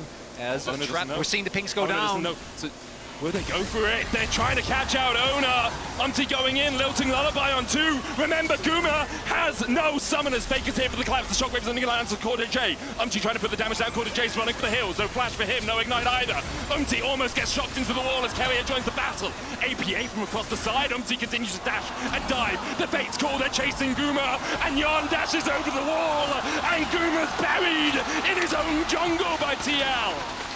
The level 6 on Lilia, the advantage that Umti. Well, he's gonna take a lot of spears. That is a tanky boy. It's fine for the moment, but what a play by TL once again. It was smart by T1 to keep Guma away, but then TL found their man. But it's T1 also. This is one of the biggest pieces of criticism this team has faced over the last 2 years. Being over-aggressive as here, Core, the Q buffer into the flash. Guma laid on the cleanse, doesn't actually, and then flashes when he's effectively already dead. He does not instantly flash after his cleanse. Everything was mistimed right there, but Core JJ hits. Umti's no mana. Yeah, Umti has Smite though. So, well, yeah. I think even with the Call of the Forge God, Umti coming in, there's the Call of the Forge God, it's going to land onto him. Last Embrace as well will root him up, and Umti goes down. Guma finds him, Core JJ looking for more as Jon joins the battle from the bottom side, but he's knocked up. Keria looking for a little bit more of this piece of the pie as Owner dashes in. Hammer shock, hammer smash, Core JJ dodges the last Embrace, but can't dodge the clap back from Keria. The previous engage, over-aggressive from T1. This time it's Umti that oversteps on the Lilia. Goes for the objective. Yon! No way does Yon do this to cleanse away! He tries to get out from Ona, but the steadfast presence will stop him in his tracks. It was so close! The brink of a knife beyond there. Poppy is too strong. The W goes up and Yon goes down. Both summoner spells and T1. Wait, impact? Zeus isn't tanking. He can just ghost and run away, even with the all-out. I'm not sure that Impact can chase him down. The Condemn out. Zeus has to burn the ghost in his ultimate. What is up with the Cassandra is They just missing layer the and Q layer and layer onto every this single gold time. lead that they have, and Zeus wants even more. Gonna get the ghost. Yep. Oh, but that is so crucial for T1 because I think that TL, thinking that they were in a position where they can keep pushing. You don't want to give T1 to get the time to get back into the game, but they overstep. And now all of a sudden, T1 is sitting on a 2K gold lead. Guma is 100% back in the game, and TL, it all starts with this dragon. Yeah, so much money here for T1. They take out the Lilia, and then they chase down Core JJ in the long chase. We already know this one. There's not too much fancy stuff that goes on, but let's take a look at the re-engage from Yon. Because Yon wants to try and get something here, sees that the health bars are low, but again, you are playing into the Poppy. You can't go that far up. Oh, Impact. Yeah, no ghost for him. Even Q3 won't save him from this, and APA TPing in as he tries to join the fight. Zeus has only the flash to escape this. Umti joins the battle, but the Keeper's Verdict knocks him back into his place. Yeeted out as APA flashes onto the satchel. Can Zeus get in time? Umti looking at the Lilting Lullaby, but now he's going into his demise. Last Impress will lock him up for a second, and the Dawning Shadow spells his doom. T1 have had enough of North America. They are smashing this early game. Look at that gold lead. The whole tower has been destroyed on the bottom side of the map while they simultaneously make the picks on the top side. This is they're going in. This is the T1 that was expected. Is they're not done? Core JJ has no way out of this apart from the face call, but will it be enough? Faker, no shockwave, face call across the wall. Core JJ hits onto the red buff, but that's another ultimate used just to escape. Yeah, he gets out, but that is a lot of resource being used, and T1 still getting access to 6 grubs. And this is what a lot of people, including me, were expecting coming into today. Even with T1 struggling, their early aggression has been one of the big ways that they took down teams like Gen G, took them to 5 games, beat out the going in, Live. Lilting Lullaby.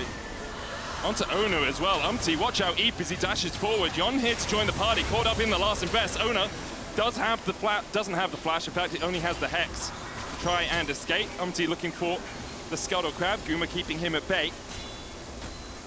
Going to be very dangerous now for Team Liquid, even to farm their waves on the bottom half of the map. Flash from Ona, can't quite land the hammer shock into the wall. But it's such aggression from T1 now. Yon in the mid lane, Shockwave pulls him back. He dances back underneath his tower, but can't attack enough from Faker. Zeus finds another in the top lane, healed up as well with a piercing darkness. And you just can't kill him. Zeus in the end falls to Core JJ, but Guma's here and Ona's on the chase. Core JJ locked up with a hammer smash and nowhere for him to go.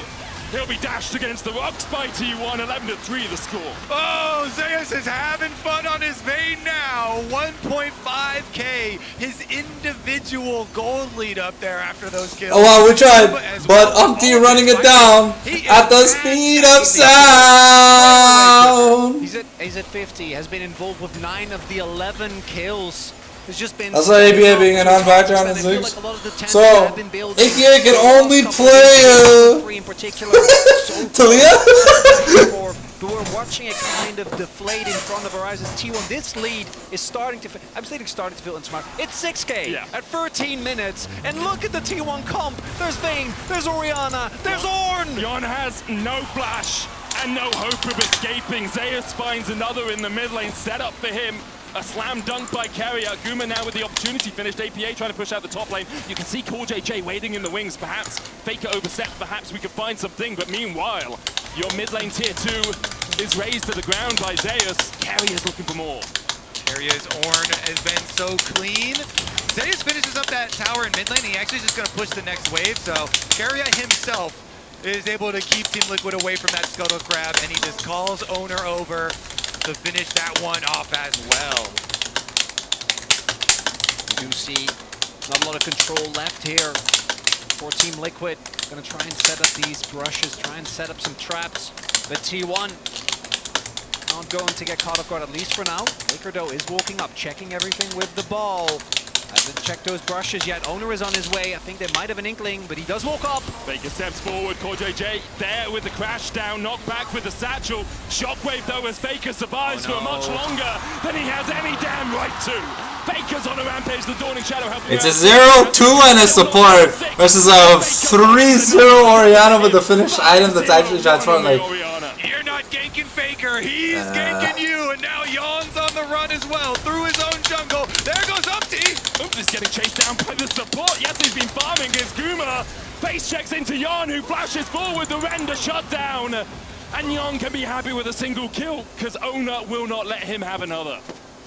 Leon's gonna say, Worf, I got the shutdown, guys. Unfortunately, the rest of the map struggling, although Faker may be punished here. Faker, you got no mana. APA doesn't have enough vision to collapse any further. Owner's he's hex flashing. He wants the tower, and he'll get it, but APA is now there. The Hexplosive Minefield there to help out. TP immediately by TL, but Owner, steadfast presence in the phase rush enough for him to just waltz his way out.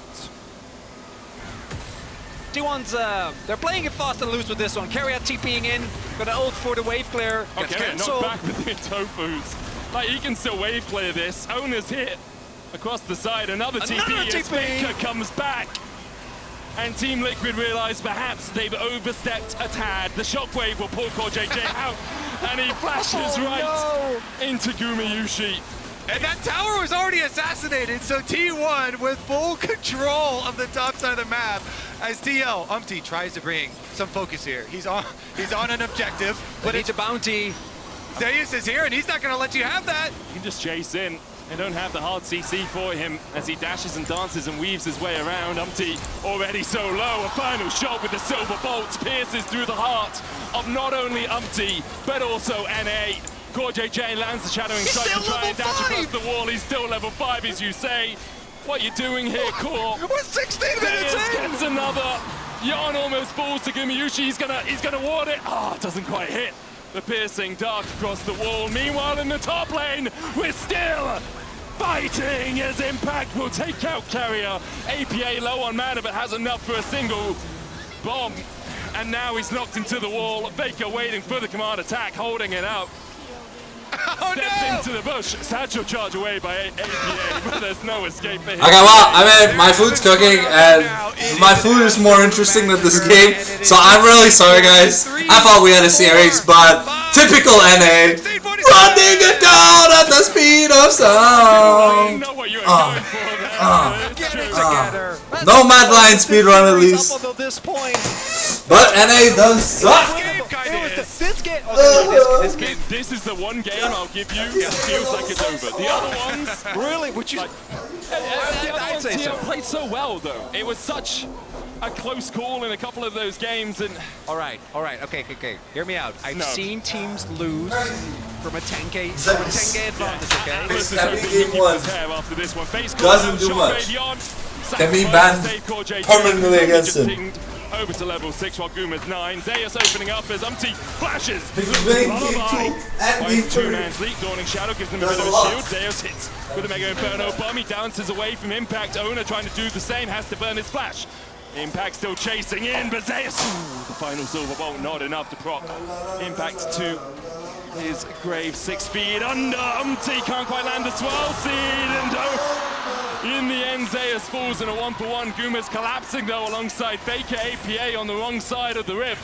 Will have to try and dodge away. Owner looks for it. Hex flash forward. APA has a one-man army in front of him, a one-man wrecking ball in the form of this Poppy. But he's just running! Just keep going! I feel like all hit him, APA! Hit him! Hit him! The kill! He probably has steadfast presence back up so he can just he's also Poppy. Meanwhile, in the top lane, Yon and CoreJJ are trying to kill Carrier, and they'll do it! I feel like this game is cathartic. All of the stress of this entire series is getting released in this final game. Everyone is just scrambling for kills. Oh, and when you're in this sort of hole against TL, you have to sorry guys. try and find some way out. TL Was a little tilted find a mistake from watching NA suck dick, but the problem is now they need at the end of the day, it's nothing new, man. I also We always knew NA was a 0-team I region. think this is T1 taking out their anger. As Kobe put it as well. Here, crucially, the ultimate from the Senna gives so much extra time, and particularly when you're a champion like Vayne that can just keep tumbling and tumbling, using the Ghost to extend the fight. If you get enough silver ball procs, and you can win basically everything, as we see here. Umti, unfortunately, I was excited to see his Lilia, but it hasn't really delivered. That was such a good tumble into the back of the wall on the. I'm still waiting to see his Lilia. Tumble. All out coming out from Impact. I think Shockwave available for Faker right now as Team Liquid lose their top lane up. Pace continues. Faker wasn't even in the play. Time has scrambled in the team's arm show at this point. You want me to take it to the play now? You can Carrier's coming in! Support Ornn! You never seen Going. this And that's it. Oh, APA! Wait, he has a 6-pack and she can get it! Bombs, bombs, bombs, bombs, bombs! Ignore the base! Yeah, T1 pushing through mid here. Faker's going to TP to the bot lane to stop. Ripped out, charged in. That will be the inhib tower falling. T1 looking for more. They have 6 grubs, so a bunch of mites helping out with this attack. They might just go for that top lane inhib tower. APA getting chased out by Faker. No TP on either of them. The inhib in the top lane. The next target for T1. Umti looking for a lilting lullaby, but can't get close enough to hit enough people. The engage from Core JJ enough to shut down Zeus. There's one. The charge away though by Ona. Riptail didn't survive for long enough for him to get in. Ona falls asleep in the middle of the fight. Not an advisable thing to do, I'll tell you, but he's able to escape for the moment because the last embrace will lock up Impact. Bates call out. Core JJ in. Gumiyushi has to flash away as APA joins the fray. Yon and APA will take another. Shut down! T1 enough for Team Liquid to get back on the board. The shutdowns rain down, but it's still a 10,000 gold lead. No, it's only a 10,000 gold lead.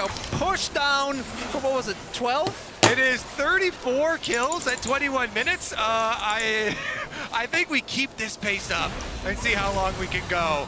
Here's another look at the fun times as Core JJ goes in onto Zeus. They finally lock up and kill that Vayne. Crucially here is that the fight is very segmented because T1, they don't really want to commit to this. They got the 2 inhibs, so it's really a 1 by 1 by 1. And the gold lead doesn't matter as much because Faker isn't there, and if Impact can just tank the damage, take down every single member individually. Now it's Guma, Core JJ, and Impact weave in and out, and Yon in particular doesn't really get threatened in this fight, which means they have the necessary damage output to take him down. All right, remember that clip, boys. When we have the most miraculous comeback. If you come back from this position, TL are the best team in the world, my man. Core JJ locked against the wall, Ona knocked back. Ona has that steadfast presence, Baron up for T1 if they want to start it, and they're going to do exactly that, it seems. Vision in the pit for TL, now denied by T1.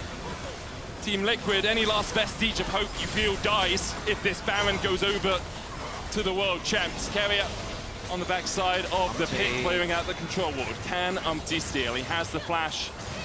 Can he get in? I mean, that would be critical. Keeper's verdict. TL judged guilty by T1. Ona yeets them out.